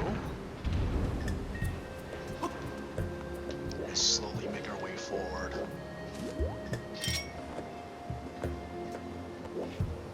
Yeah, that's a feature that they added in Generation 2. As early as Generation 2, the ability to visit other regions, and they've never revisited that concept ever. It's like, I don't mind that necessarily, but it is curious that they've never even like attempted to revisit that concept. Like, I would have thought, like, that's kind of the annoying thing with like Pokemon these days, is that I would have thought that Sword and Shield would have had a DLC. Would have had like DLC that was, oh, you're you know, this DLC will take you to the Kalos region or something. But they ended up never revisiting it. That was weird. Uh-oh. Uh-oh. Oh, this is gonna be, okay, how do I do this?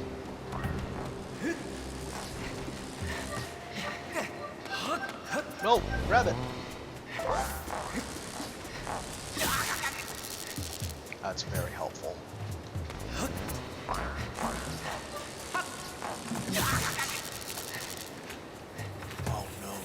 Oh, no.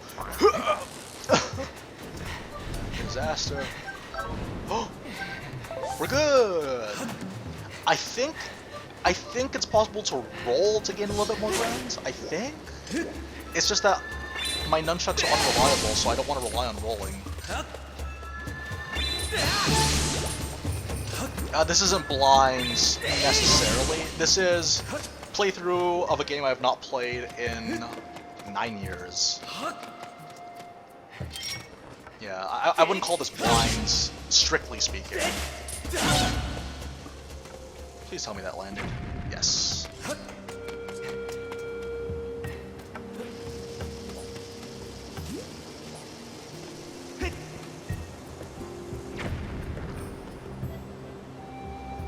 Okay, we can't go that far. I know my limits.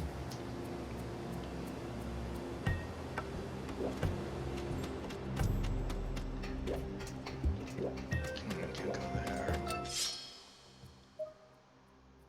Huh. Maybe this?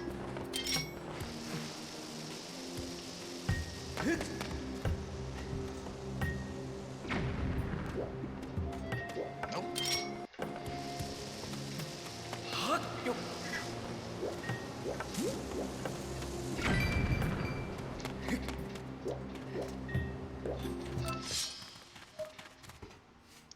Like, these can't be a coincidence, can they?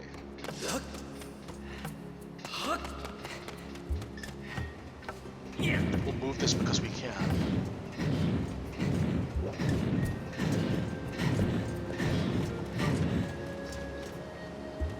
XCOM. I don't think I've heard of that. Oh boy. Okay. We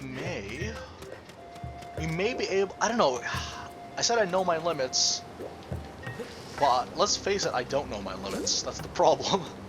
That's what gets me into trouble. Okay, we're gonna have to try rolling it. Uh-oh. Yeah, that's not gonna work. I distinctly remember this. Like, I got stuck here, apparently. I wasn't sure how.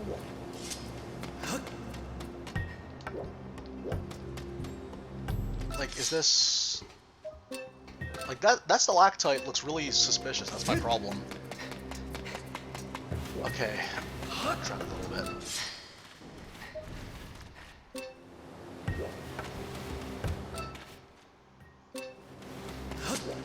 Okay. Buddy MMX, how you doing? This is tricky. Well, if all else fails, we can always scout ahead. What is here?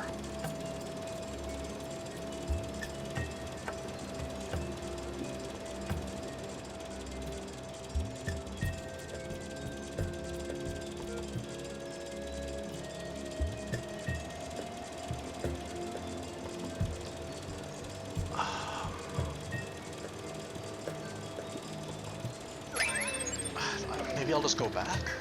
Because it doesn't seem like there's anything of note here. And I can't go through here because I need to turn back the time. I'll just come in through the other side then. Yeah, that seems like our only option. Let's see where we go.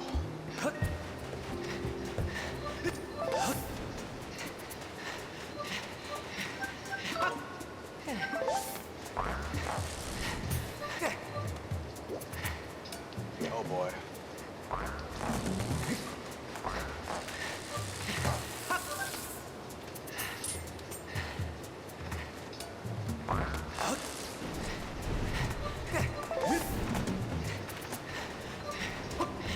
We have the backtrack yet.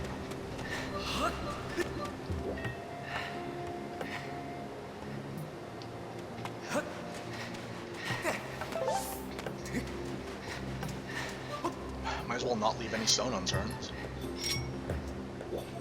Okay.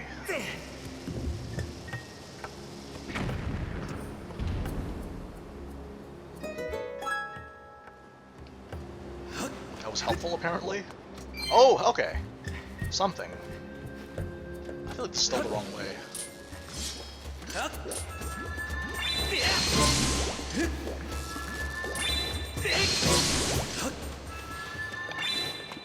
You know what? I think I remember now. I think. Because okay. Let's see what we got here first. We've already been there.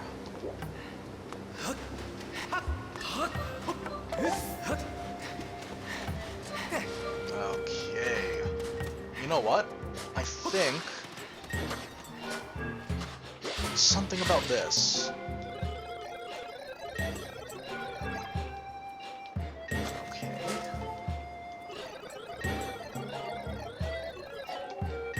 Mining facility. Ah, okay, wait, let's go back.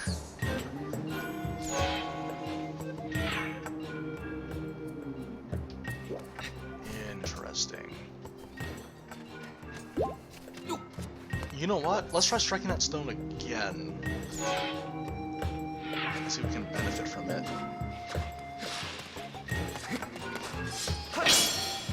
Also, probably plugging my laptop is dying right now. Because I think there should be a time stone in that area. Because that's why the minecarts are there, right?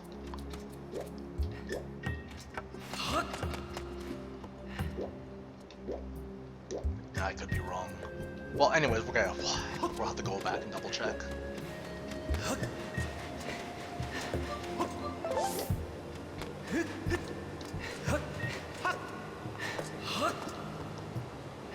Let's see, what else can we think of?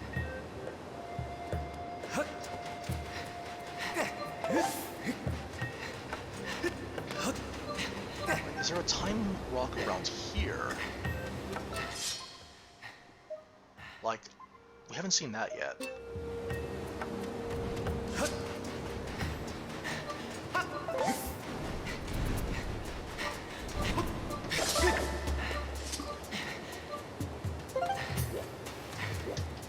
Oh, is that how I'm supposed to deal with these guys?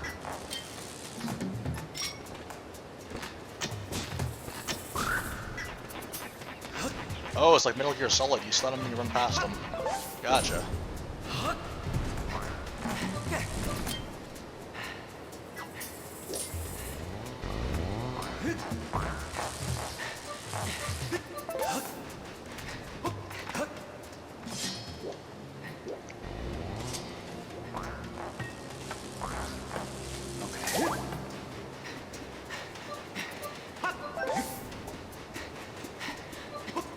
question of why? Nearby wall that I have to bomb, maybe?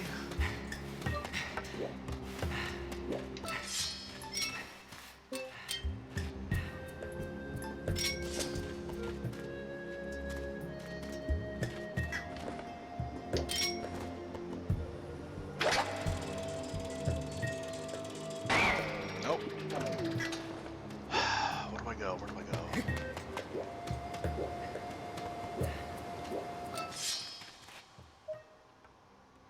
Because, yeah, there was that rock that I had to bomb.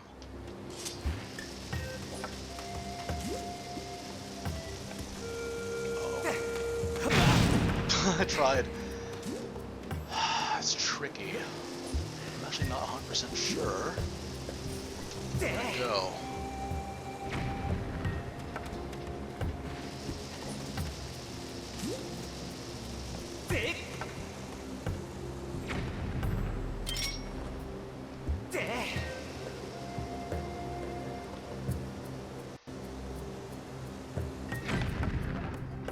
Oh, okay.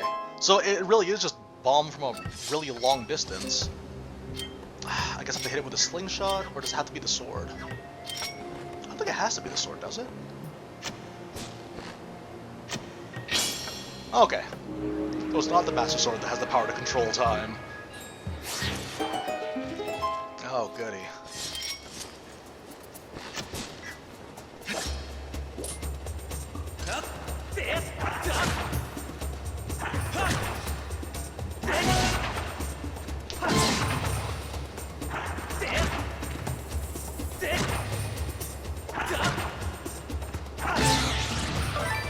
I have to react a lot faster.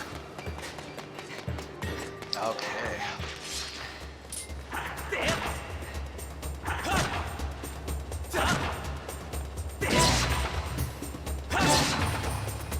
I thought I predicted vertical.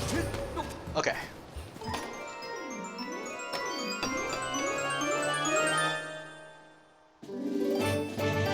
I have no idea what these are for.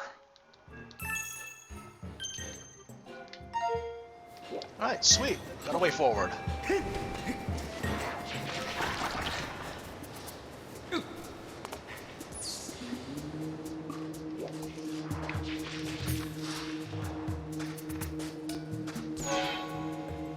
Like, this is a really cool... That's the thing, the overworld and the dungeon, they all have really, really cool ideas.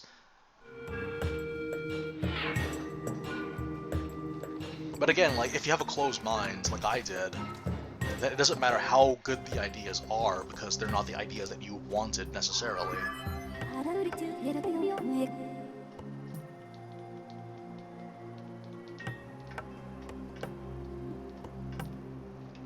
And again, it goes without saying, but I have to say it again.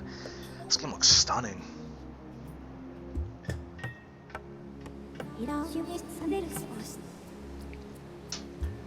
Where's areas of sink sands?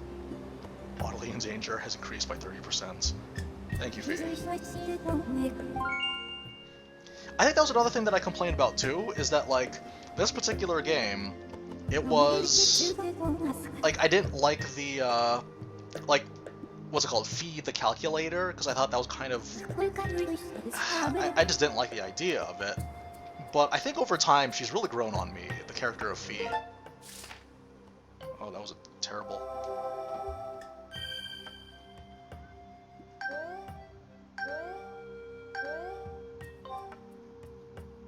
Alright.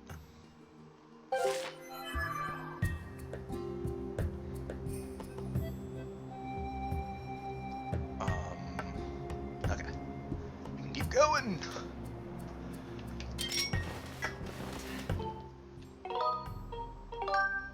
Wait, no! Sorry, that was my fault. Okay, we're gonna log back in. No, I don't want to quit. I'm glad they confirmed with you. How do you fight these guys?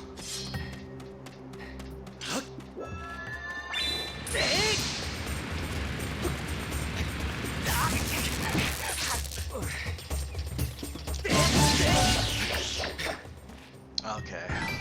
I need to find some space between myself and them.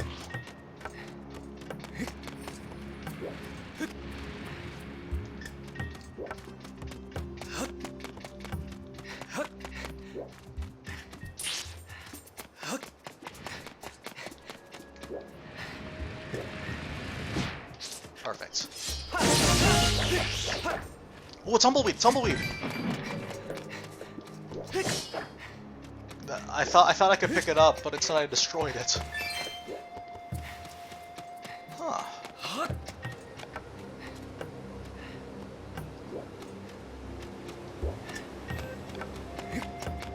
I'd like to at least make it inside the dungeon before we call it quits for today. Cause like that's the thing, like the over. Why? I could have just picked it up right there. See, that's what made Skyward Sword so special. Is that if you see a resource, you can pick it up. No questions asked, because it makes sense within the logic of the game. Oh, you have to use a bug net compared to Skyward Sword. Sorry, Breath of the Wild, where okay. It's like why?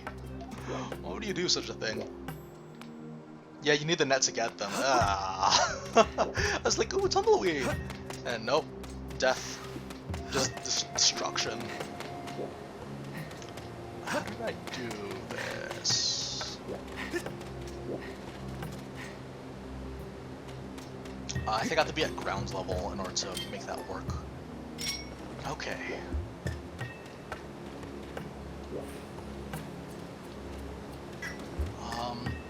Not enough grounds. Not enough ground room.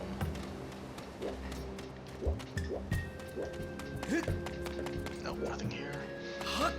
See, that's kind of the thing though, like a lot of the level structure of the Breath of the Wild sequel, if you want something conventional, because here's the thing, like Breath of the Wild was very unconventional, so a lot of the puzzles would not work in the context, you know, playing this game but with Breath of the Wild's controls would be completely different, which is good, but at the same time, like, you know, you could just climb, you could literally just climb up and then skip ahead.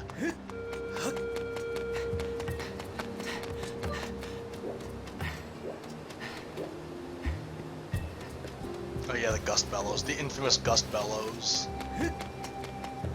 Okay, so I guess we'll just... I'm assuming this is enough space? Nope. Pick it up! Okay. It's tricky, like, what do you... How do I...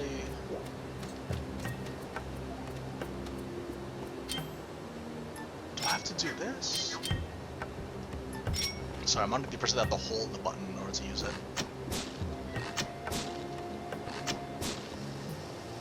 What's gonna happen if I hit this? Oh, I love the gust bellows.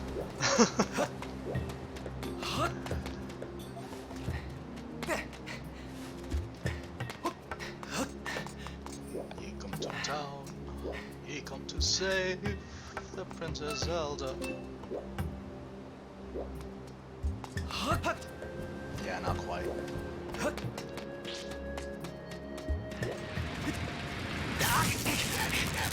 What do you mean he just turns on a dime when he's by the wall? What do you mean?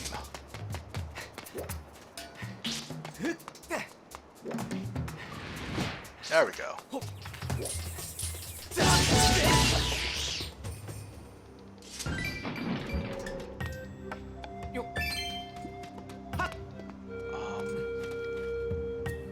I feel like I could have just lured that guy to the sand and then used him as a foothold.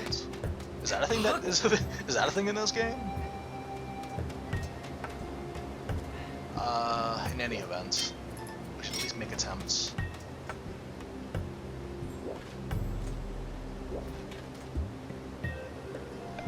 Please, no, no. My career goes down in flames. Oh, do you know? Okay, okay. It's this, isn't it?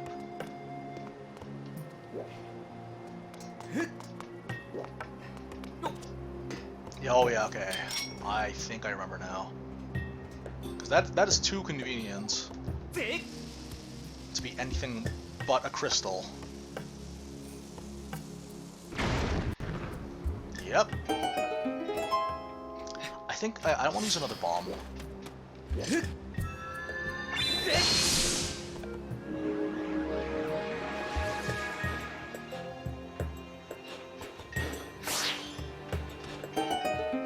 Oh man, they have future attack.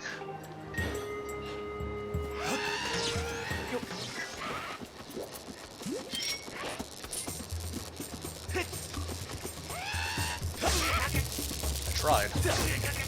Oh, this is awful for me.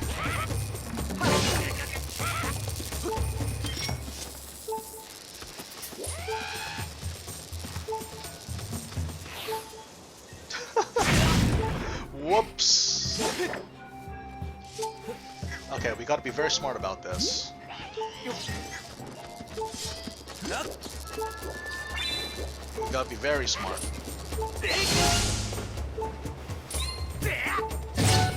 There we go. Yeah, I totally forgot that was a thing, so my mashing tendencies will not be rewarded here.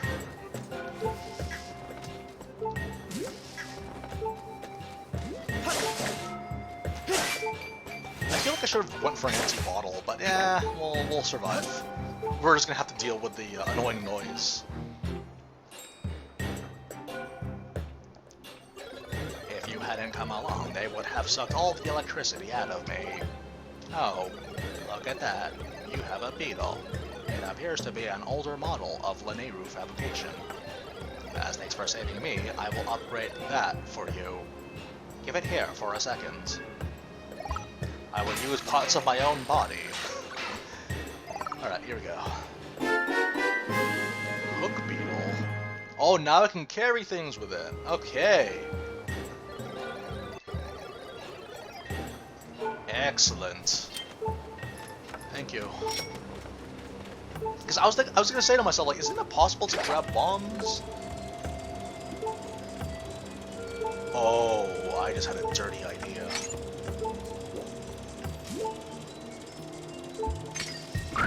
Later, hater.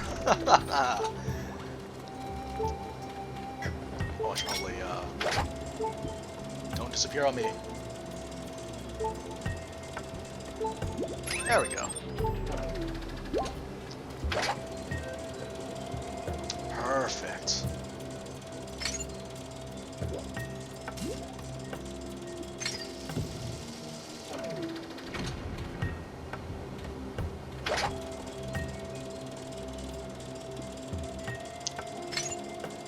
Like, if you're the kind of person that wants to hurry things along, I feel like that would be a turnoff for you in this game.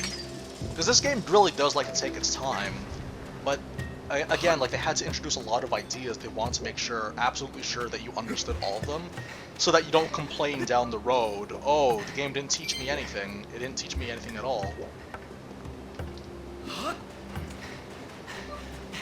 Hang on a second. Can we do it with this one? What is it called again? Comorand? Cremorand? From Pokemon? Hang on. It'll never see me. It never thinks to go above.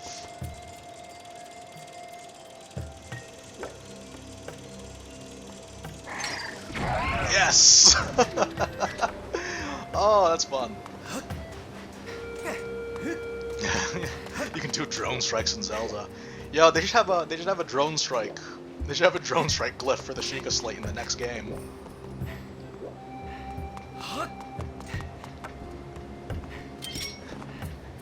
Initiating drone strike.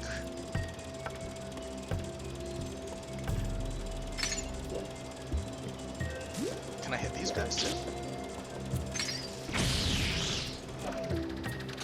Fantastic! Let's move in closer so that we waste less time. Or we save time. Sorry.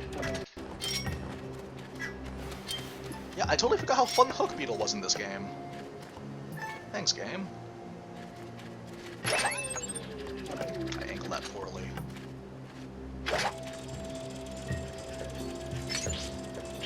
Oh, it doesn't stay dead though. Okay. Just this guy.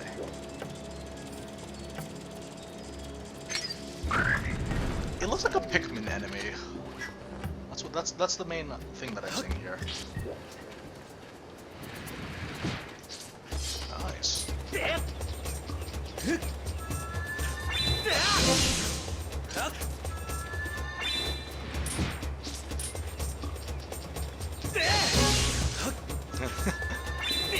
AV glyph. Oh, this is gonna take hours.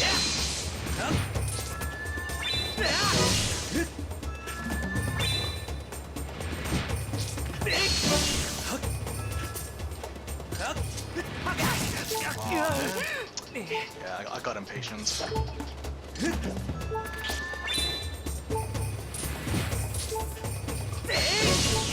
Okay, that's one.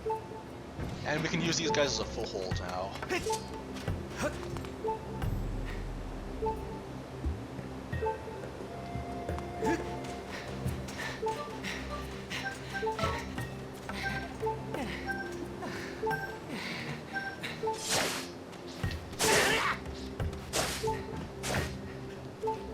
Okay. This is tricky.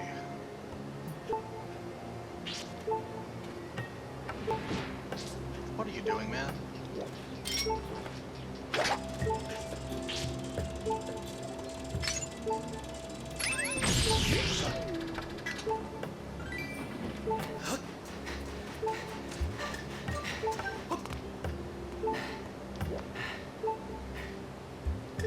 Yeah, might as well grab this on the way since we missed the other one.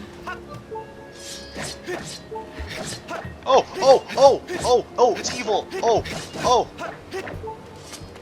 I forgot that's gonna come back.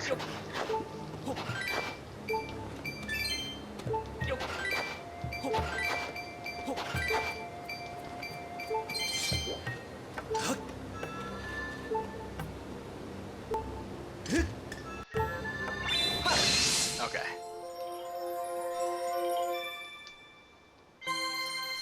Yeah, I think between streams I'll see if I can collect those. Oh, come on. How would you come back? No!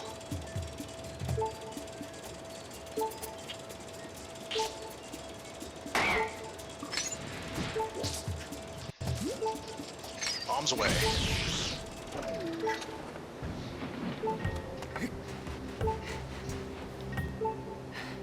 Hey Michelle, how you doing? Let's run. Please, please, please, please, please. Did I die? Yeah, what other games are you guys playing these days? Shoot, so I gotta do it again. Okay. What other games are you guys playing these days? Because for me, recently, I made upgrades to my PC. Recently got Doom Eternal, which is... I was thinking of getting the Switch port when it came out, but I figured, you know what, I'm paying for the PC, I might as well get the Deluxe Edition for the PC. So that's gonna be fun. Looking forward to that. I can make it from here though, right? Do it. Okay. Seriously though, if this was Breath of the Wild, you would just jump. You would literally just jump over with a shield. Oh well. That's neither here nor there. Yeah, honestly, like, I've kind of refreshed my palette when it came to Skyward Sword, because I remember at the time, 2011, I played it twice in consecutive order, 2 playthroughs in consecutive order, and I was just like, you know, this game, it's nice, but I feel like it had a lot of pacing issues, and I think on replays that would be more apparent, but for now, I'd say that, like, for being a completely fresh playthrough, having not played this game for a while, this is actually quite nice, what they tried to do here, because the thing about Zelda, again, I'm always going to say this, because people need to understand, the Legend of Zelda series has always tried to reinvent itself with every single game. Saying that it's not a good Zelda game because it's not like Ocarina of Time, or that it's not like Twilight Princess, is, like, kind of beside the point. It's not trying to copy the success of those games so much as it is using those as sort of a framework for where they would make the new ideas. Like, ideally, like, they would do a lot to build on the success of Breath of the Wild, but, like, yeah, but again, like, it would be like wanting a complete copy of that game. Like, they're always going to try to innovate somehow, and I think it's important to be open-minded about that innovation.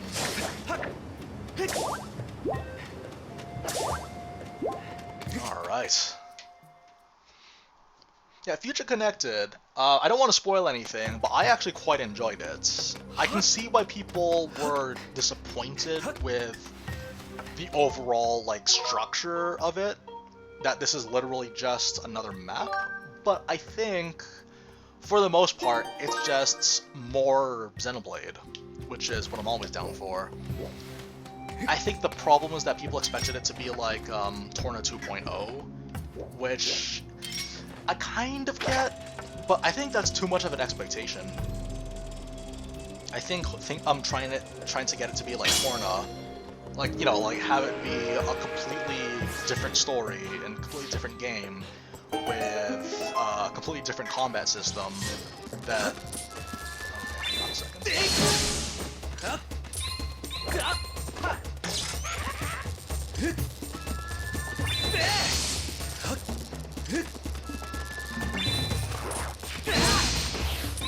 Oh, he's done.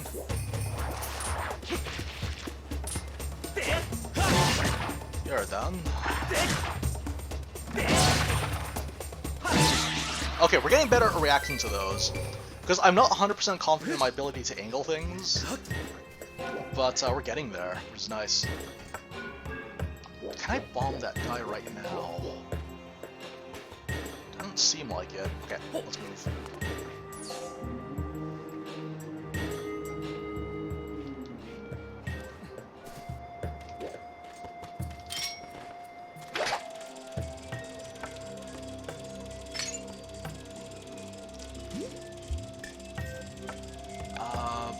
That guy's not really causing us any trouble right now, so we can just move on.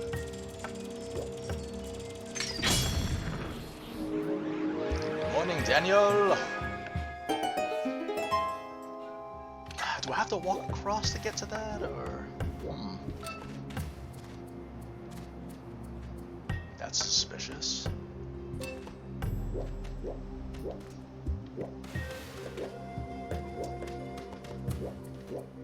Oh, okay. So it would be something else completely. So we're actually too early to be doing that. Gotcha. I think if I want to reach the crystal that's inside here, I have to, yeah, do it from above. Alright, time for some UAV. So great. I totally forgot there was a tactical drone in this game. I completely forgot there were tactical drones in this game. Oh no, but then combat's gonna happen soon. Well, I guess it's time.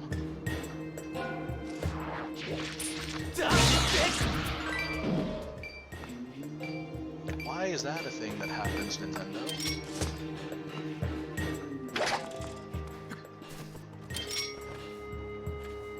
Wait. I think I can time it properly.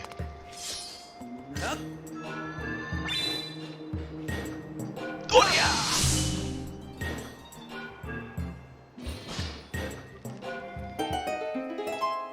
See, what did I tell you?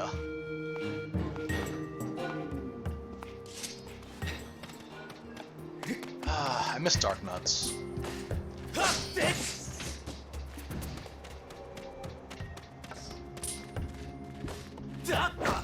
Why?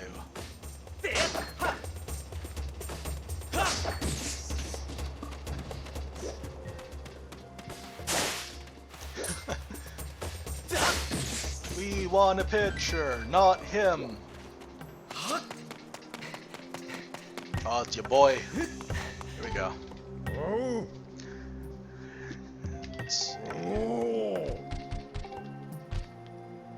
Temple of Time. Remember the Temple of Time? You guys remember that? No, well, I burnt my shield away, but then it's possible to unequip shields in this game. And I don't want to rely on shields because my nunchucks are unreliable. It's not a fault of the game, it's a fault of me being cheap.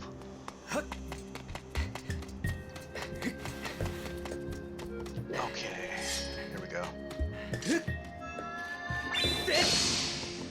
Really? I think the way that it works for New Game Plus is I think your sword beams remain the same, so no matter what your sword is... Oh.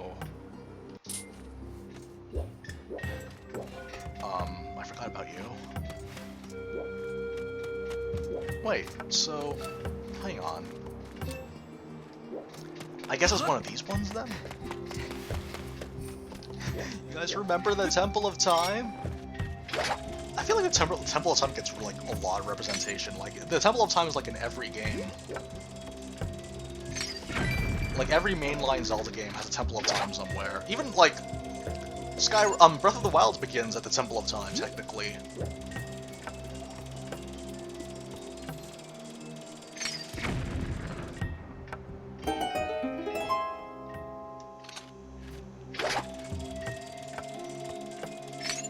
I remember that was like, yeah, that's what I like about Breath of the Wild as well, is that there's that element of mystery that we don't really know much. Because if you fast forward the music that plays in those temple ruins on the Great Plateau... Oh, that's why you're hiding from this fool. Wait, I will strike him from the future. I'm gonna hit this guy so hard that his past self is gonna feel it. Here we go.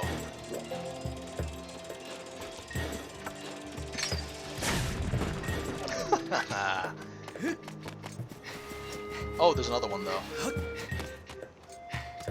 Nah, let's have fun fighting this guy. Let's us rock, baby! I know, I'm trying to help you, but you interrupted me from helping you. Aww.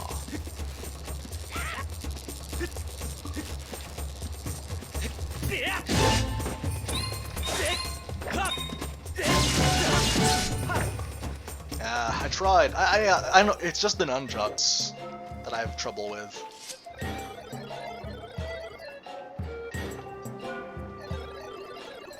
Then at the sacred gate of time made by the goddess. It is my job to patrol outside the temple. If you want to reach the gate of time, you will need to pass through that door. You need another way in? Well, the Lanayru mining facility and the Temple of Time are connected underground. Sweet. I'm going to fix it for you.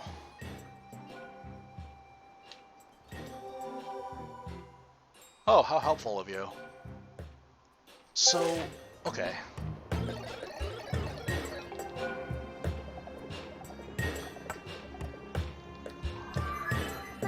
Soundtrack-wise, what would be the best?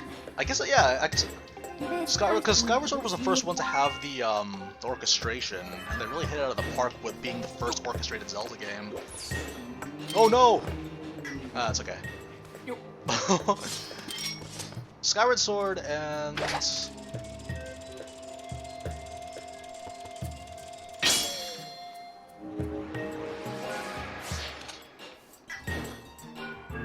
my nunchucks. Yeah, I don't know, I can't do... like, it's gonna suck, because I think the final boss requires that, doesn't he? The final boss actually requires a finishing blow.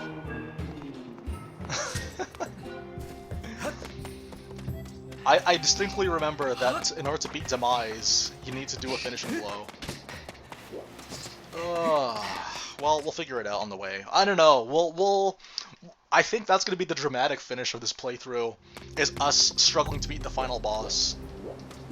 Because we're cheap. Yeah, Skyward Sword had... I remember liking the Coloctos battle a lot. And a lot of the... because it doesn't rely too much on remixes. That's one of the strengths of this one as well. Like, there's nothing wrong with remixes. In fact, remixes are great. But, like, you look at, like, Breath of the Wild, and the most popular song of Breath of the Wild, if it wasn't the main theme, it was the remix of Dragon Roost Island.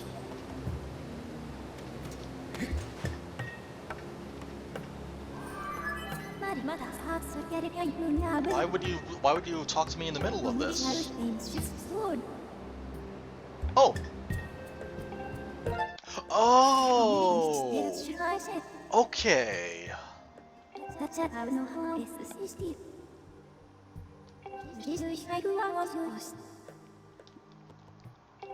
That's interesting. Okay. Okay. How do you beacon? Nope, wrong button. Is it the B button? No, that would take you out. No, but... no, okay.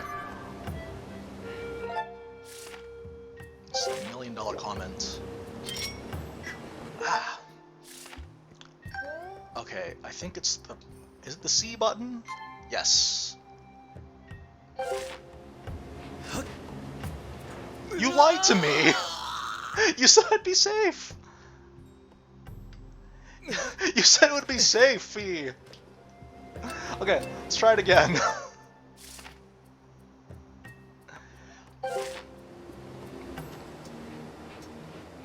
No, there was reason for a Fee to tell me that this is a place I can't sing. That was actually very sound, because clearly the consequences of not listening to Fee were there for everyone to see. Ah, okay.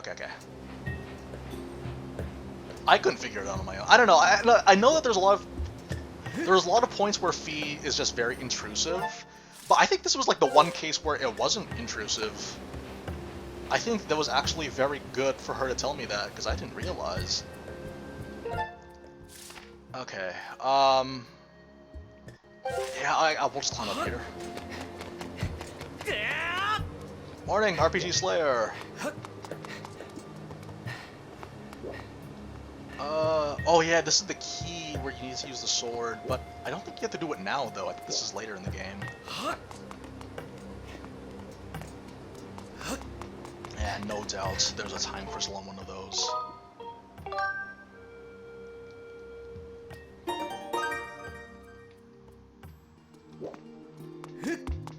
Okay.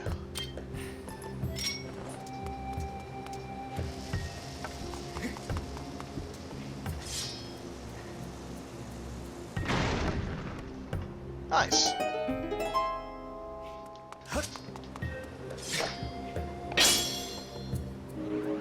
I don't know, like, this whole time crystal mechanic is really cool. I really like it. Oh, I do have to do it now. Alright. No! No!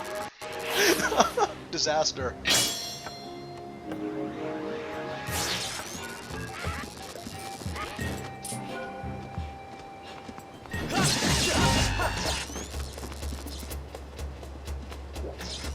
It's just that you're so close. Oh yeah, you can sit down to heal in this game. I forgot that was a thing. Okay. Now. Might as well heal now, actually. Oh yeah, so actually, it's funny that Mickey mentions it. It's something that I said earlier. It's weird, because I understand why, with all the hand-holdiness. Like, ideally, yes, a game should be intuitive. But the thing is, though, is that this particular game introduces so many ideas that not everyone will necessarily be able to figure it out without being told. Like, I'd say that on replays, that's when it's a problem, because if you're replaying a game, you should know everything. If you're playing New Game Plus, they should just skip that altogether, because clearly you've played the game before, and every game should be like that. But then when it comes to, like, you know, you can't complain, or I can't complain, that the game didn't make the effort to help me understand. What is this? Am I going to stream Super Mario 3D All-Stars? No, I only play good games. Okay, wait, we need to figure this out. Wait, so, okay, I'm assuming... No, I can't make any assumptions. Like, I figured that, like, maybe this map would tell me the combination, but I don't know. But that's kind of the thing, though, like, I can't complain that the game doesn't tell me. Like, cause that's the thing, too, because I'm actually going in relatively blind. I've played this game before, but I forgot everything. And for the most part, it's been very helpful with interrupting me and telling me stuff. But when it comes time to replay the game, though, then there's going to be a problem. Because it's going to be like, okay, I got that. I've played this game already. I should know.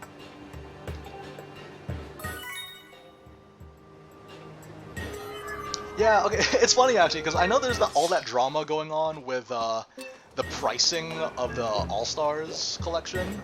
But, like, it's not ideal. Nintendo is being cheap here. Let's be real. Like, that is cheap that you would be like, oh yeah, we're gonna charge $60 for this game that has already been played before. That's annoying. I don't like that practice.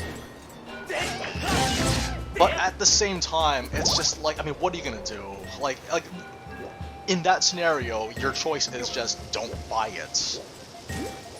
And yeah, so that would be literally it though, is that if you don't want to pay for the game, then don't pay for it, don't buy it. And that's really all that can be said. But I don't know, like a lot of collections in the past are significantly cheaper for much greater value. Because yeah, like you look at like the Devil May Cry Special Edition, that was like, you could get that for 20 bucks for the HD collection.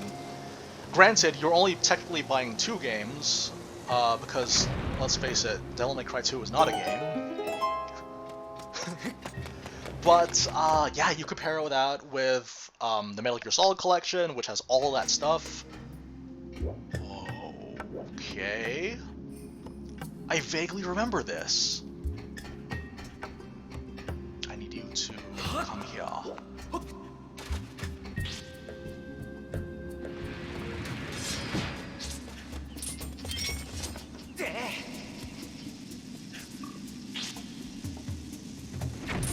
that sucks. Come on. Detonate faster. Go. I miss Glyph. I miss the bomb glyph so much. You don't even realize.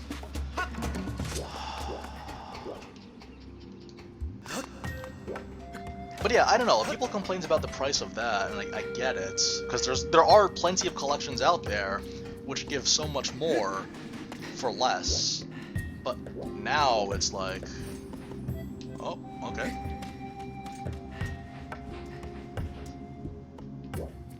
I mean, like, I'm playing the Mega Man Zero collection, and that was like, what, like, that was like 30 bucks for 6 games? Awesome. But I think that also depends on, like, on how valuable it is to you, too. Like, if it's not valuable to you, again, you don't... If it's, like, you know, if it's not worth 60 bucks, then just, it's as simple as not getting it. Oh, wow, we got it somehow. I feel like that's not going to end well. We'll see. What was I supposed to do here? One of these has a crystal? I hope it's this one. Because I only have one. Uh-oh. I tried. That was everything. That was that was a full course meal of pain.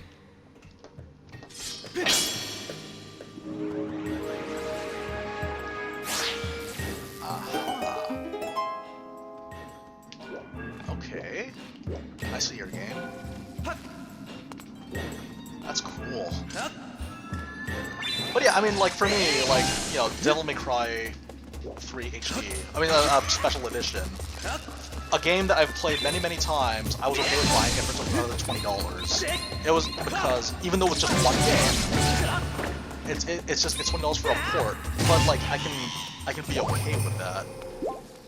But for me, I don't know, like, I already have Mario 64 on the Wii, the Virtual Console.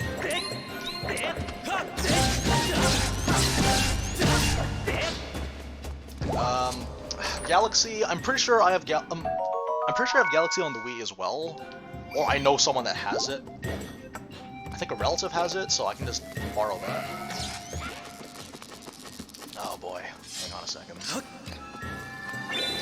Let's try doing a finishing blow on this guy. Might as well get into practice.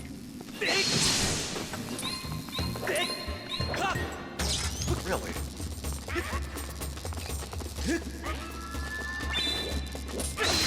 Oh, come on! I'll do it eventually. I'll just finish him off the old-fashioned way. Why does there have to be a cutscene for everything? There was a cutscene for discovering Chimes of Stone as well as when you hit it. I mean, different room. It's not that bad because it's fast. But otherwise, though, that's just being a nitpick at that point. If it was a really, really long cutscene, then I'd have a problem. But for now, it's just to establish that this room has this property. Like, I think there are plenty of things that are worth complaining about for this particular game, too. But, like, I don't think, like, a brief cutscene is really that big of a deal. And it's not like they're doing it to mask loading times like many big, high-profile games are.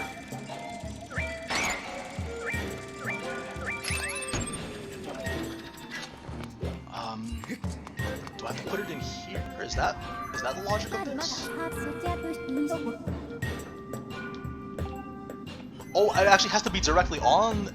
Oh, okay. Wow, I wasted a lot of time.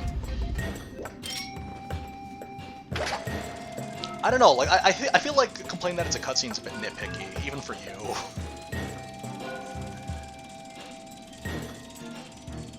Because I think there's, like, a lot of other things. Again, like, the fact that she has to point out the obvious, but I said before, if you're playing this for the first time or you're not very experienced, then that's something that... That's just something that a game has... Like, that's the game's obligated to do. Okay. I forgot where I put it.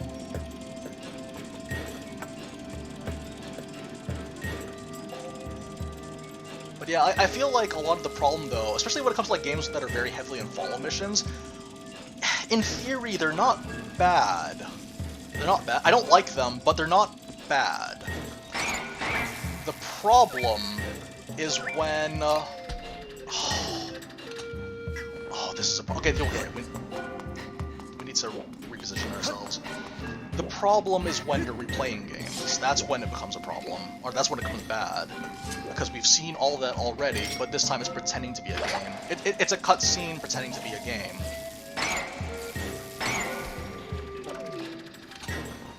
Wait. Okay.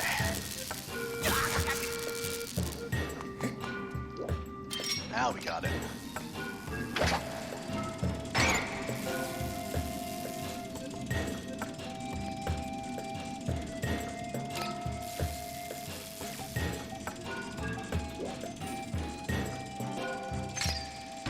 There we go.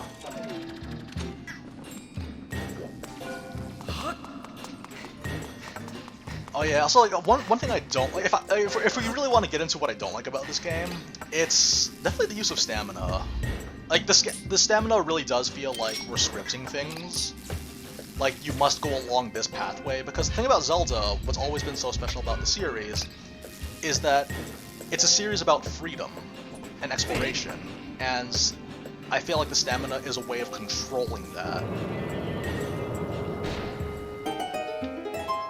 And I don't like it when it's controlled like that.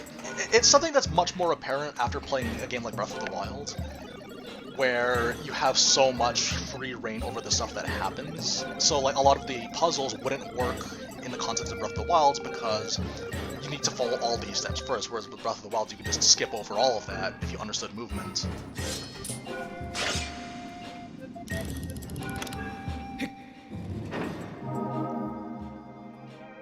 There we go.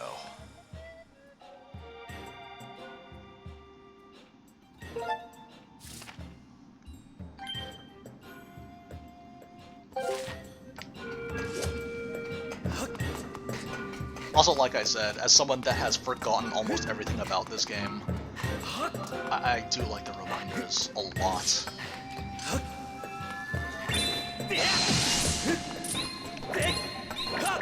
Oh, come on. Oh, so now you got it. Alright, here we go.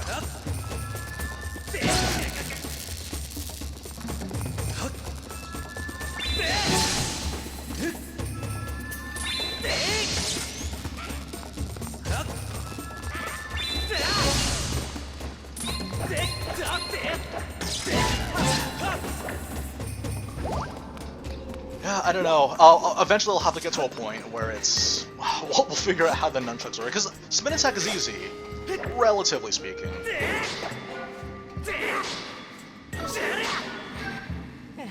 Yeah, we'll figure that out.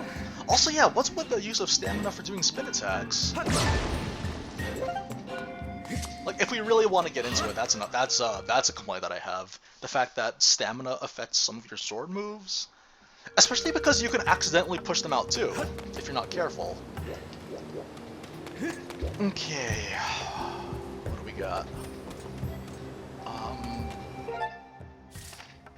one.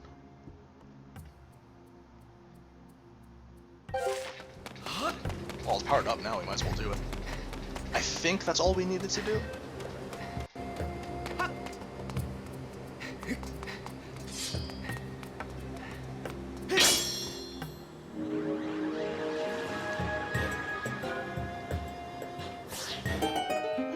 Should be able to do it now.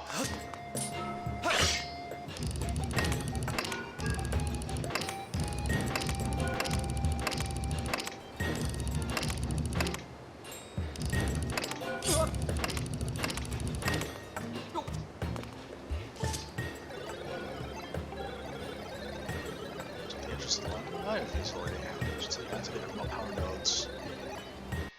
Oh, okay, so there were 3. Okay. Yeah, it's essentially like a dungeon unto itself. I think that's what they were trying to go for, but I can see why people don't like that, because they're used to the pacing of do thing in the overworld, enter the dungeon. Why is it taking so long to get to the next dungeon? And it's one of those things where, like, in the series in particular, in the Zelda series in particular, like, again, so much emphasis was placed on dungeons that everything else feels like a waste of time, but it doesn't necessarily have to be the case. Why? Uh-oh.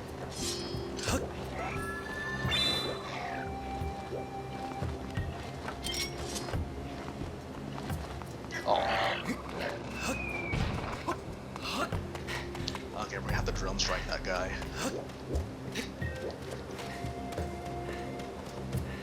What is the best... Oh, here we go.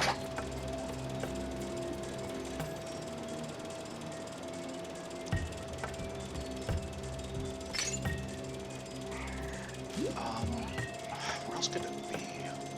I'm assuming I'd have to go in this general direction. Uh-oh. Uh-oh. Oh! Yes! Okay. Now...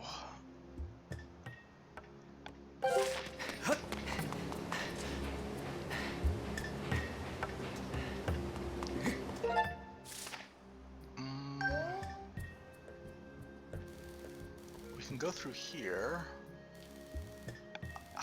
I guess we'd have to go... Is going through here an option? Doesn't look like it. Again, just turn around. Oh, man. I have to clear out these guys too then. Otherwise it'll become too much of a hassle.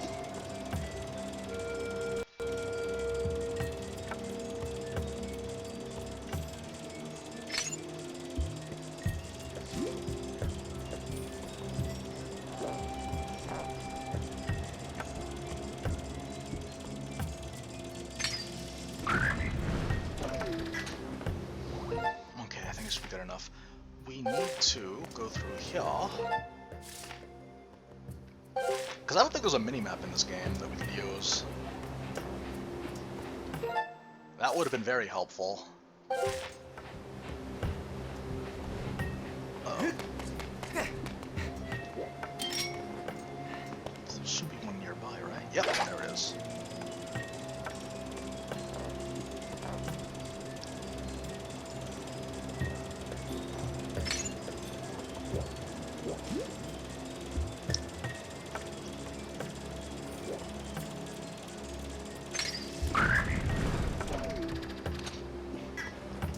Okay, forward and then down and around. We'd have to get here. I'm guessing this is our goal here.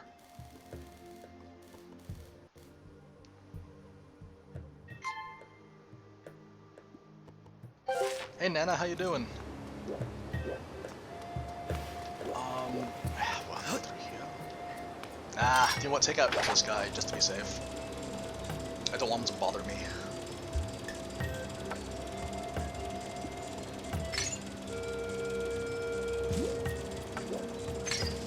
There we go.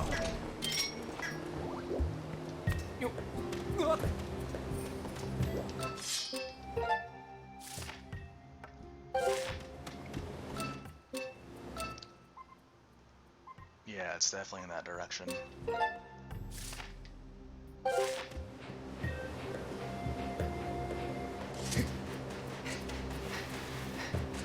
Perfect.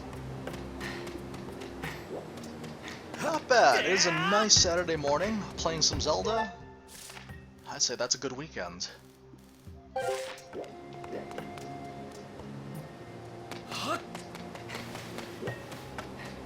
Like, it is nice to be going back to Zelda again. That was poorly handled.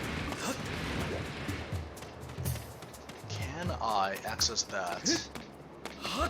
No.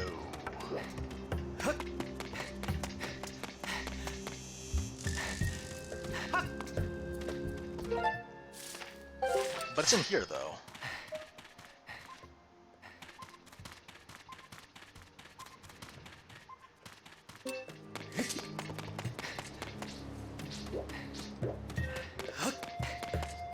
Okay, wait, hang on. Let's just see what's back here.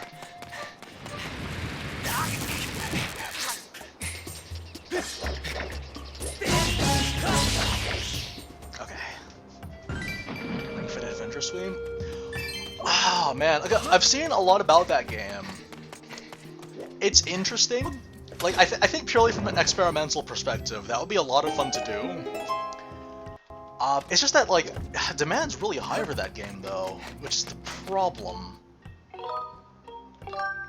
That's the problem, like, demand's been very, very high. It would be fun, I don't know, if you guys would be down to see that one of these days. But, it's hard to know for sure, though. Especially in this day and age. Because I'd also like to continue doing Skyward Sword streams, and I'd like to actually finish this game, because every time I stream a game, I never end up finishing it. Like, the same thing happened with Cuphead. Oh boy. Oh boy.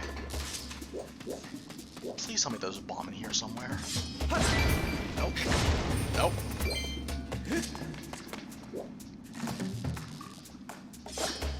But yeah, no, Ring Fit Adventure, from what I've heard, it's actually surprisingly intense. Even on lower difficulties, which sounds interesting. But the thing is, though, is that, like, it's... But here's the thing, though. When it comes to... Huh? Oh. Yes.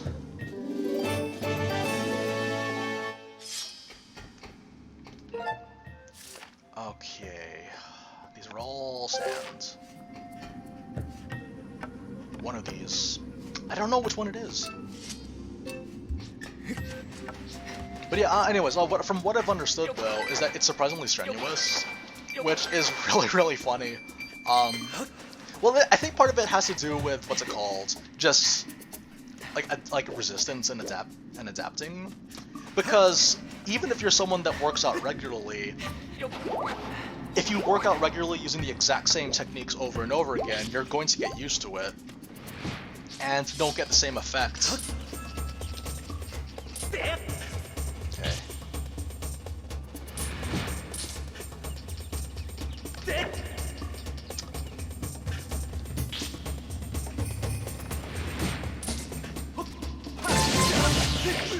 Okay. Hopefully it registers as him dead. I'll probably like oh no. Ah, I should have.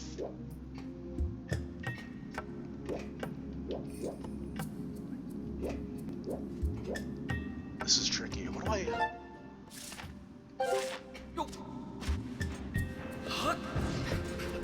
Oh boy, oh boy. Okay.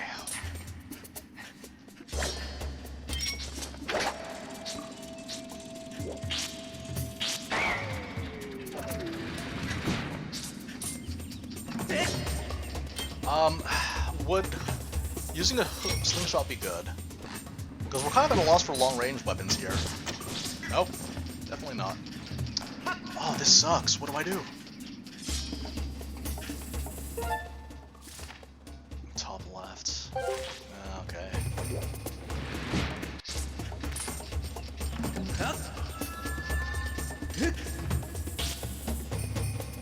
Okay, yeah, okay. Okay, let's try timing this properly. This is very unconventional, but we can try.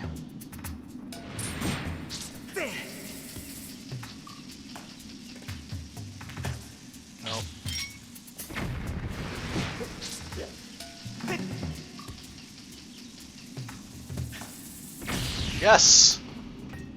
Okay, so I had to put it down and then put it back up. Come on, come on, come on! Where's my ride? My ride! Okay, we're good. Look at those feet jiggle. Okay, we got it. Please tell me this was it. Because like it's so out of the way, it had to be it. It's not it, but that's okay.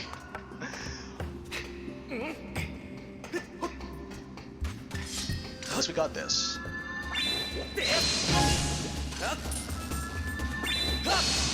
No, but yeah, I was thinking though, like, I think part of the reason why it makes it so strenuous is also just the fact that it's not the kind of workouts that people are used to. And if you're not used to it, then obviously it's going to give you a lot of resistance, which is the most important part. Because, like, it's cool if you can, like, you know, if you can do a lot of weights. But the thing is, though, is that if it's a lot of weight but the exact same movement, and you become so used to that, you actually lose a little bit of the effects. I'm glad someone likes the Xenoblade videos.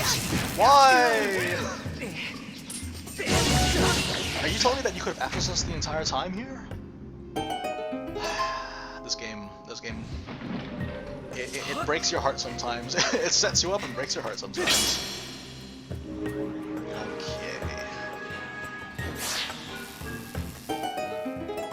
No, it's all good. We're all figuring things out here. Yeah, it had to be one of them, though. That's the thing. If it wasn't that one... Okay, let's kill all the enemies. Let's kill everyone in sight. Nope, that was a bad move.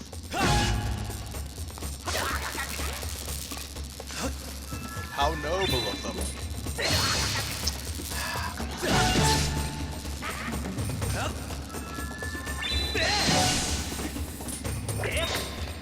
Oh, thank you. I somehow managed to squeeze it out. Somehow. People don't realize, but I'm actually very bad at video games. Yes! We understand how to use controllers now.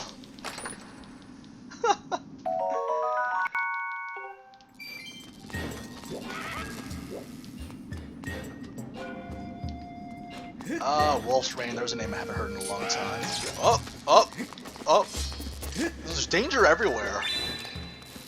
That could have been electric shock right there.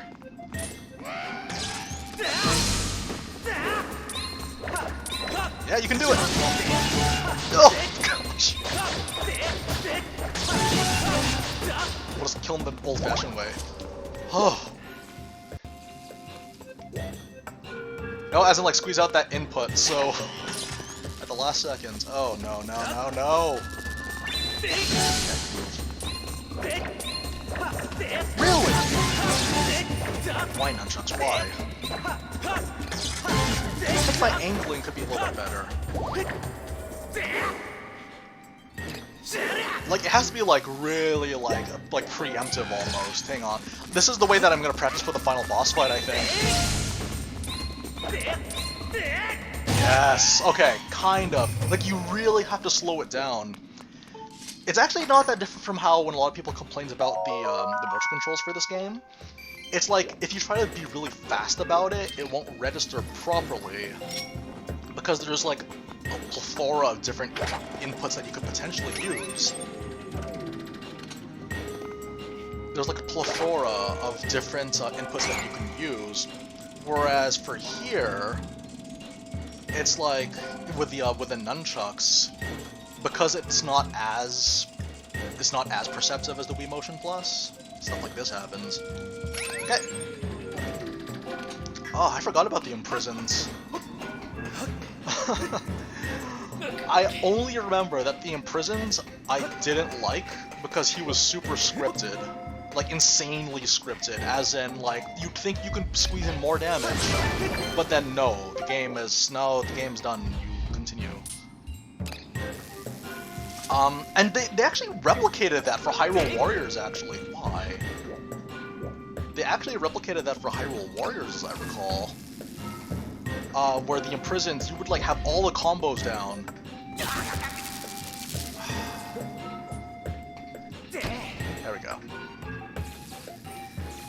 Like, you would have the perfect boss gauge combos down pat, and he would just wake up and ignore all that damage that you did. It's frustrating. I really hope Age of Calamity doesn't have anything like that. It shouldn't, but we'll see. I'm very excited for Age of Calamity, you guys. If it's not blindingly obvious, I'm super excited for it. I'm interested though because I'm interested because they said they're going to be working closely with the original team for the art style, for graphics and for game design. So it'll be interesting to see how they do that.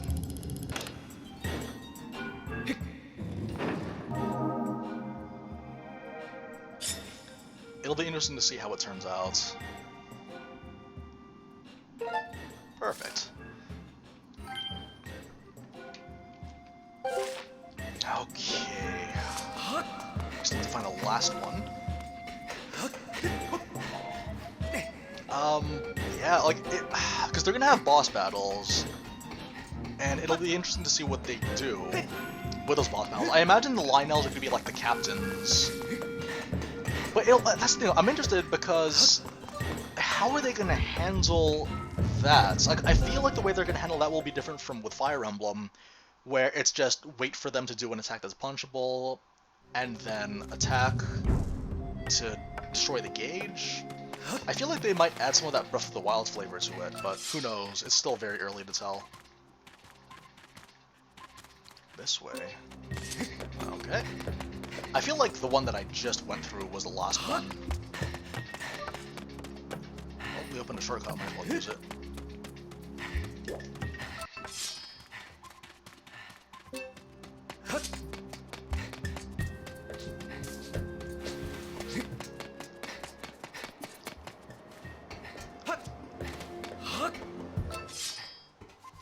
This way? Okay. Oh man, like, I don't know, there's so much potential.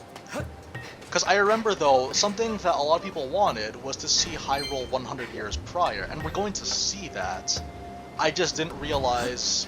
honestly, I didn't think that was going to happen, but they did, and I had no idea it was going to be a, Warrior style game, which I was not expecting at all. It was crazy. Like, it's hard to predict stuff like that. This was a bad move, wasn't it? Okay, let's go back.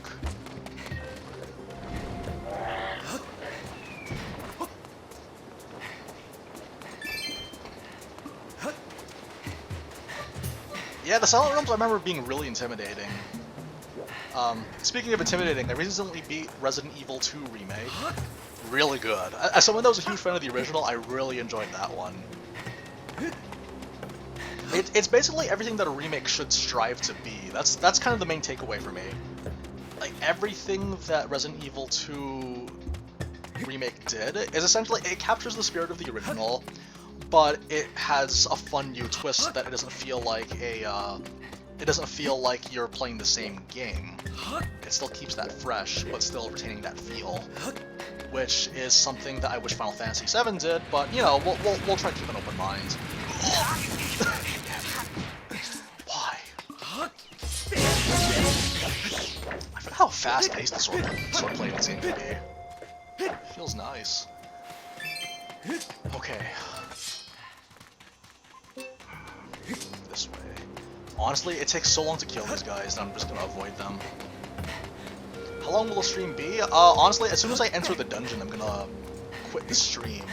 Because we've already had quite a bit of progress, too. I forgot to say hi to Kon, but, yeah, we have progressed quite a bit. Okay.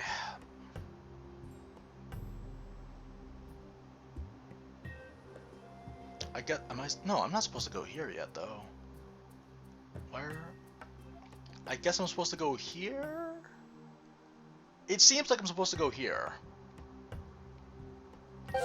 Every Saturday was my plan. I wasn't able to do it last week because I was upgrading my PC, I had to change my video card and my hard drive. But, now that that's out of the way, because that was all of last week. Oh. But that was all last week. So this week I'm going to be trying to be a little bit more consistent, because I love streaming. I miss streaming. I'm not going to be streaming for... Why? Why, game? Why? Where did I spawn?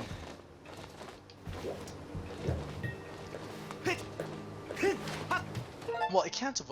Okay, oh, we were just there, so... Through here? And then make our way... Do I just climb around and then... Okay.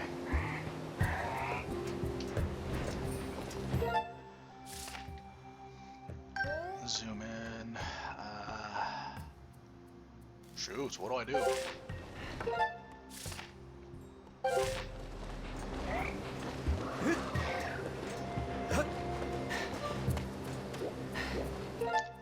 Am I facing the right way?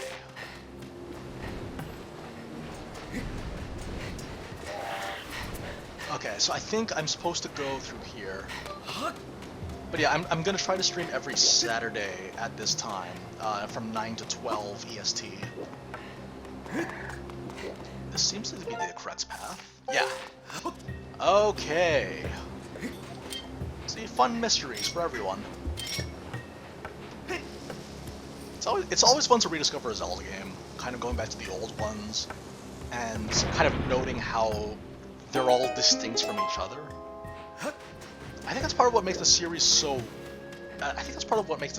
memorable, is that they never try to copy. Even like Twilight Princess, a lot of people accuse that of being a copy of Ocarina of Time. But like, outside of the general structure, the overall feel was very different from Ocarina of Time. I consider Twilight Princess to be the perfect example of a modern Zelda game. It hits all the correct beats, it adds a sort of a combat system that is more structured, it's less experimental. It's definitely one that I would recommend, like, people that, if they've never played a Zelda game before, that would be the one that I'd recommend first for people to play. That or Wind Waker. Any of the GameCube games, really.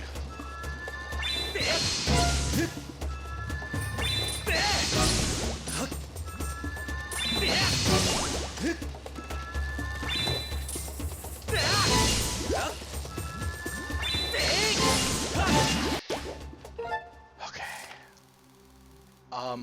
I wasn't supposed to come here, was I? So I guess I'm supposed to go here? Well, yeah, I never really went there, so I guess so. Because from the sound of it... Yeah, from the sound of it, I need a hook shot. Or a claw shot, rather. Okay.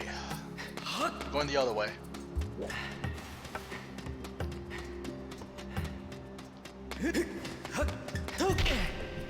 See, I can roll sometimes.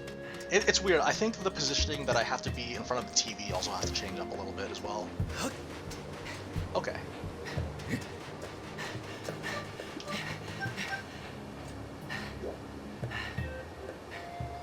Yeah, we're gonna need claw shots if we want to go through there. Remember the spinner? The spinner from Twilight Princess? I think that was kind of an issue that I personally had with Twilight Princess, is that, like, outside of using your items to get you to the next dungeon, there wasn't really that much point in them. Like the spinner, for example, that was like, oh, well, maybe that's the most extreme example, but that's like the first one that comes to mind. Like, that particular item is just that there was not much use for it, except get you to certain out-of-reach places. And it goes for the claw shots. There wasn't much use for a claw shot, except for one enemy type. Other than that, though, like, swordplay more than made up for it.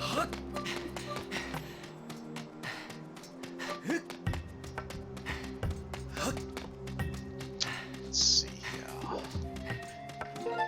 So, okay, so from my understanding, I'm supposed to go through here. And then I think this will be the last thing we do before the stream is out. Oh.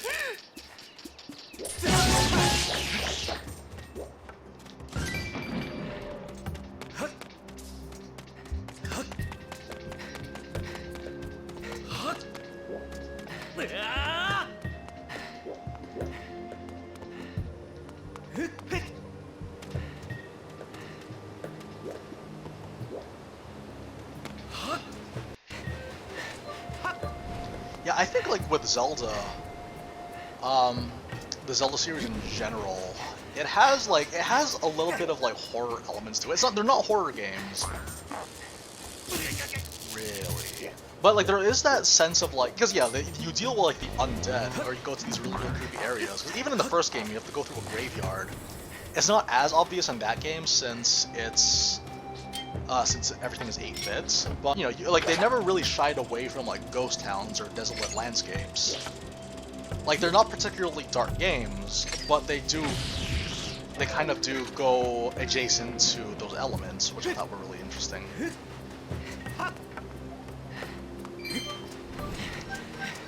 Uh-oh. That was so close though. Okay. Here we go. Don't sink. That didn't take enough time. Are you kidding me?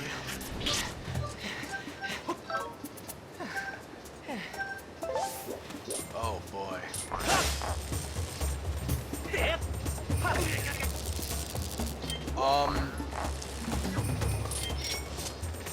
No. This one.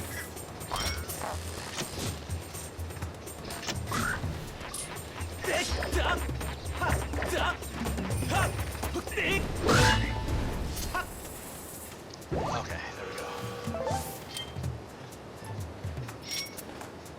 Yeah, like they definitely tend to have that that element of, oh yeah, there's a bit of horror here and there.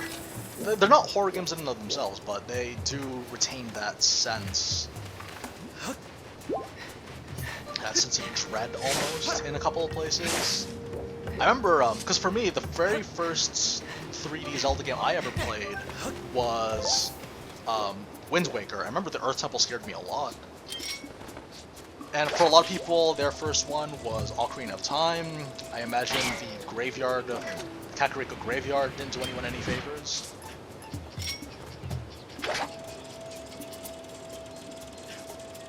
The Dead Hands, the Redeads. I remember the Dead Hands scared a lot of people. Why? Okay.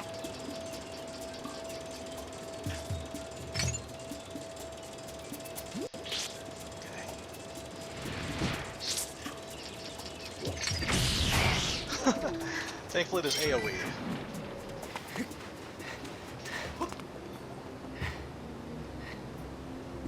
Yeah, I remember actually, it wasn't so bad with Ocarina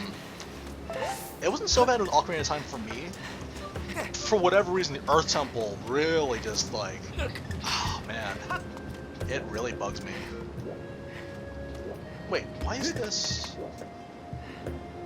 Okay.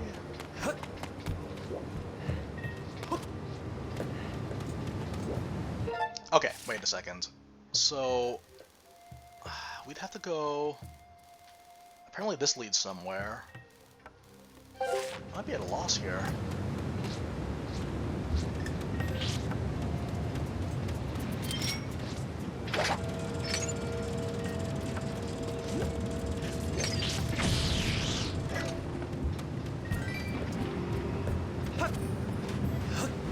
Under the Well didn't bother me so much because I knew where I had to go in order to finish the area effectively. But if you're the kind of person who loves to explore, though, yeah, that would have been a nightmare. Like, if you like exploration in your Zelda games, then you'd want to, like, search everything. But for me, though, I knew exactly where I had to go, so I didn't have to dwell there for so long.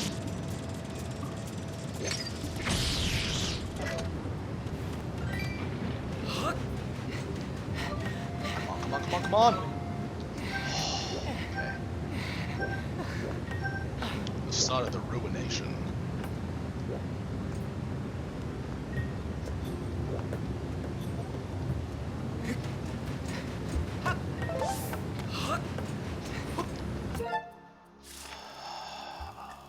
feel like I was supposed to go here then.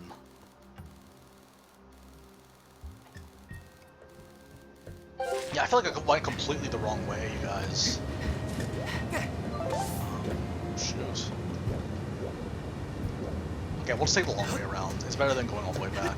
At least I'll let you guys see something new. Ah, I went the wrong way.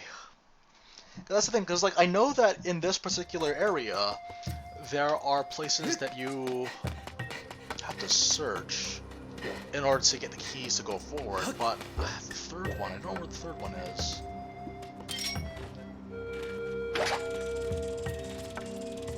But this is what I'm talking about, though, like, what? I canceled that too fast.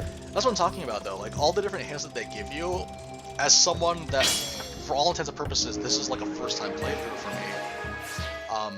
It's much more valuable that I get all the hints that I can get.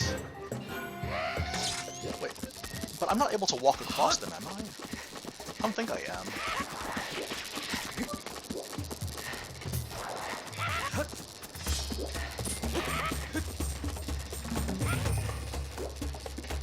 Come on.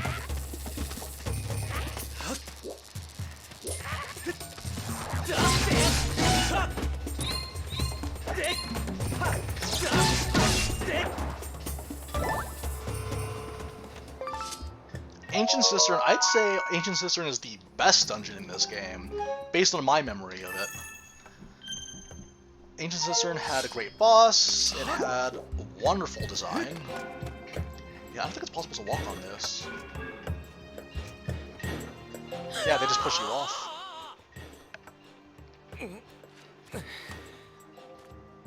And the boss is Coloctus. Coloctus, one of the coolest looking bosses in the series.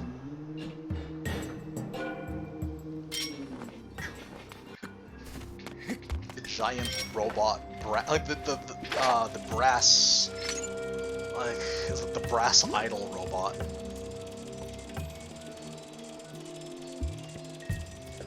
But yeah, they give you the whip, which is effectively the grappling hook of this game. I suck at this game. Yeah. Overall, Ancient Cistern had like, it also had like that really dark section of it where you're underground. It's like a graveyard. It's awesome.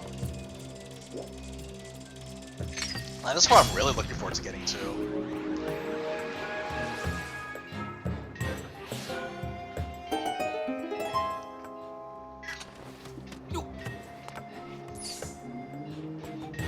How long have I been streaming anyway? 3.5 hours? Okay, well, yeah, I'm gonna try to close it out soon. Like, as soon as I find the final node, we'll be done. Okay, here we go.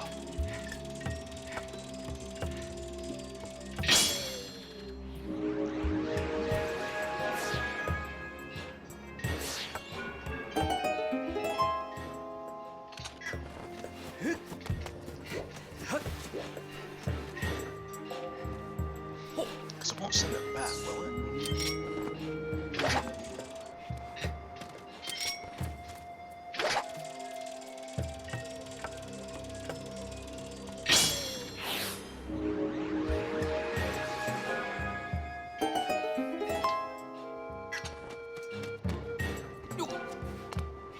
That's a flower that I can pick up, but I won't, because flowers are for children, and I'm a man.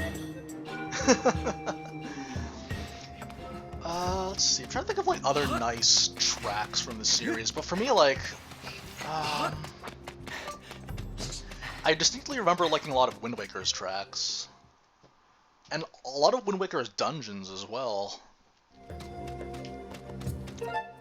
Okay.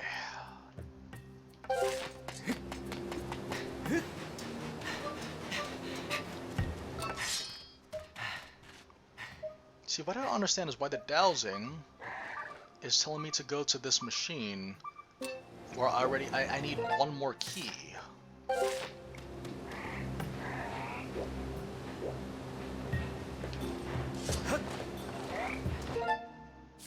Is it this way? Let's assume it's this way.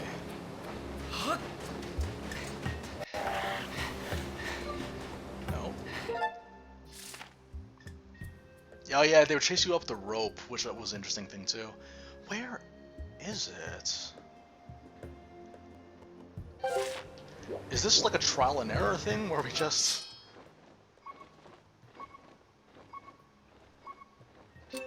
Huh.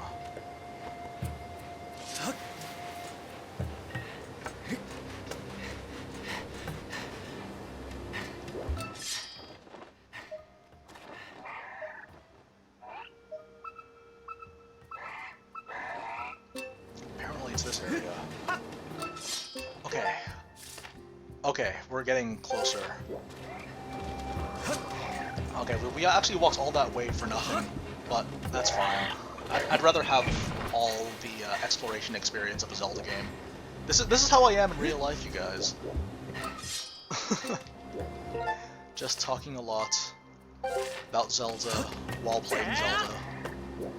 Here we go. It's gonna drop stuff on me, but that's okay. Uh-oh. Gotta hurry. We gotta hurry. Fine. That's the setup. We won't get a bow and arrow just yet, though. But on the plus side, they did leave healing for us nearby. And Mario Odyssey, yes. I beat it in like 6 hours of it launching. It was nice. I liked it.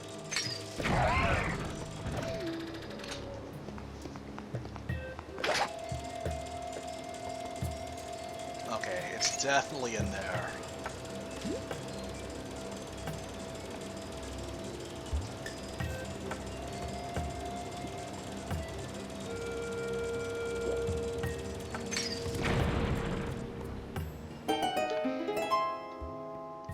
Ah, okay.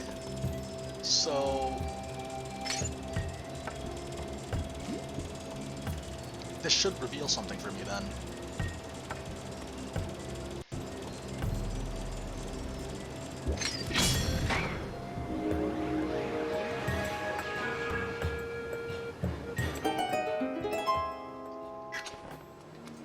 Sweet. Okay, so just line yourself up with that pathway, and you should be able to walk towards it. That's really nice. Like, this is a really cool gimmick. There you are. It's a very interesting... Like, that's the thing, though. Like, a lot of the gimmicks that they have for each of the overworld areas, I've learned to appreciate them a little bit more. I think I missed. Yeah. Oh yeah, Paper Mario. My sister actually has a copy of it, so I'm gonna definitely borrow that one. Oh, and they made it so simple for us this time. Thank you.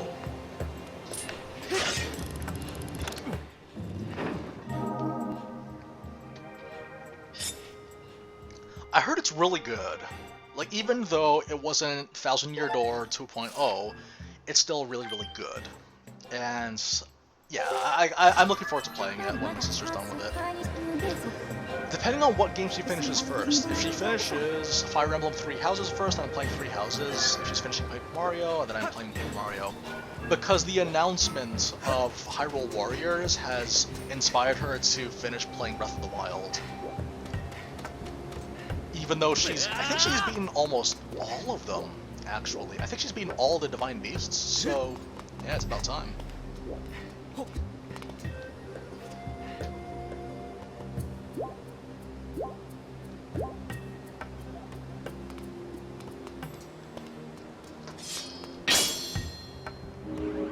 Seriously, this area took longer than the dungeon did, I think.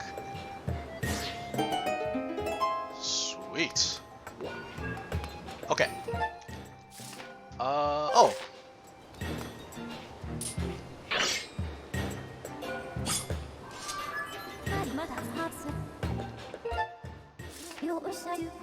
Yeah, I understand that, Fee. So this is what we're talking about, though. They're connected somehow. Thank you, Fee.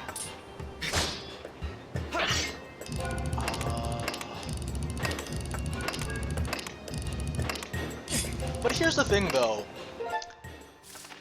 Like, this is a cynical part of me, but a lot of people that play games and have to cover them are stupid.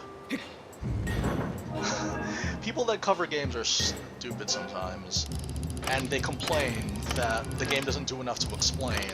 So this is like the result of that, and this is why I think we should deny them of opinions. Because the opinions are too poorly formed.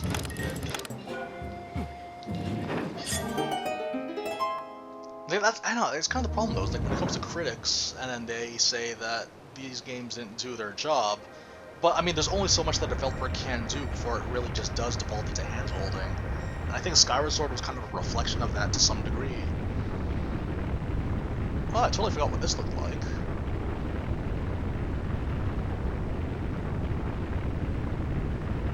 Huh. Looks nice. Uh-oh. Uh-oh. Uh-oh. Hey, Wesley, how you doing? Alright, you get ready for that Zelda 1 intro. Here we go. Yeah, just like Zelda 1, Link goes down the stairs, ready to tackle whatever things may be waiting for him in the dungeon. I hope Breath of the Wild sequel has a moment like this, where it's just Link carefully observing the stairs before going down. That would be a nice throwback. Like, as someone that's a huge fan of the original Legend of Zelda, I love the throwback. Yo, do you know what this reminds me of? We need to play Wretched Automatons. We need to play Wretched Automatons. Or Wretched Weaponry while going through here. This is just like Nier, the original. Like, if it has similar music almost. We just need like a woman's voice.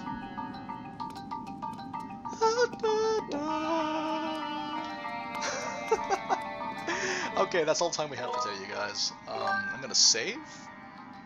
I should save and quit. It's just like how in Nier you're in the abandoned factory. That's what it reminds me of. Oh, that was another game that I played this year. Nier 2010. Wonderful game. Oh, man. Anyways, guys, thank you very much for joining me on this wonderful adventure, playing The Legend of Zelda Skyward Sword.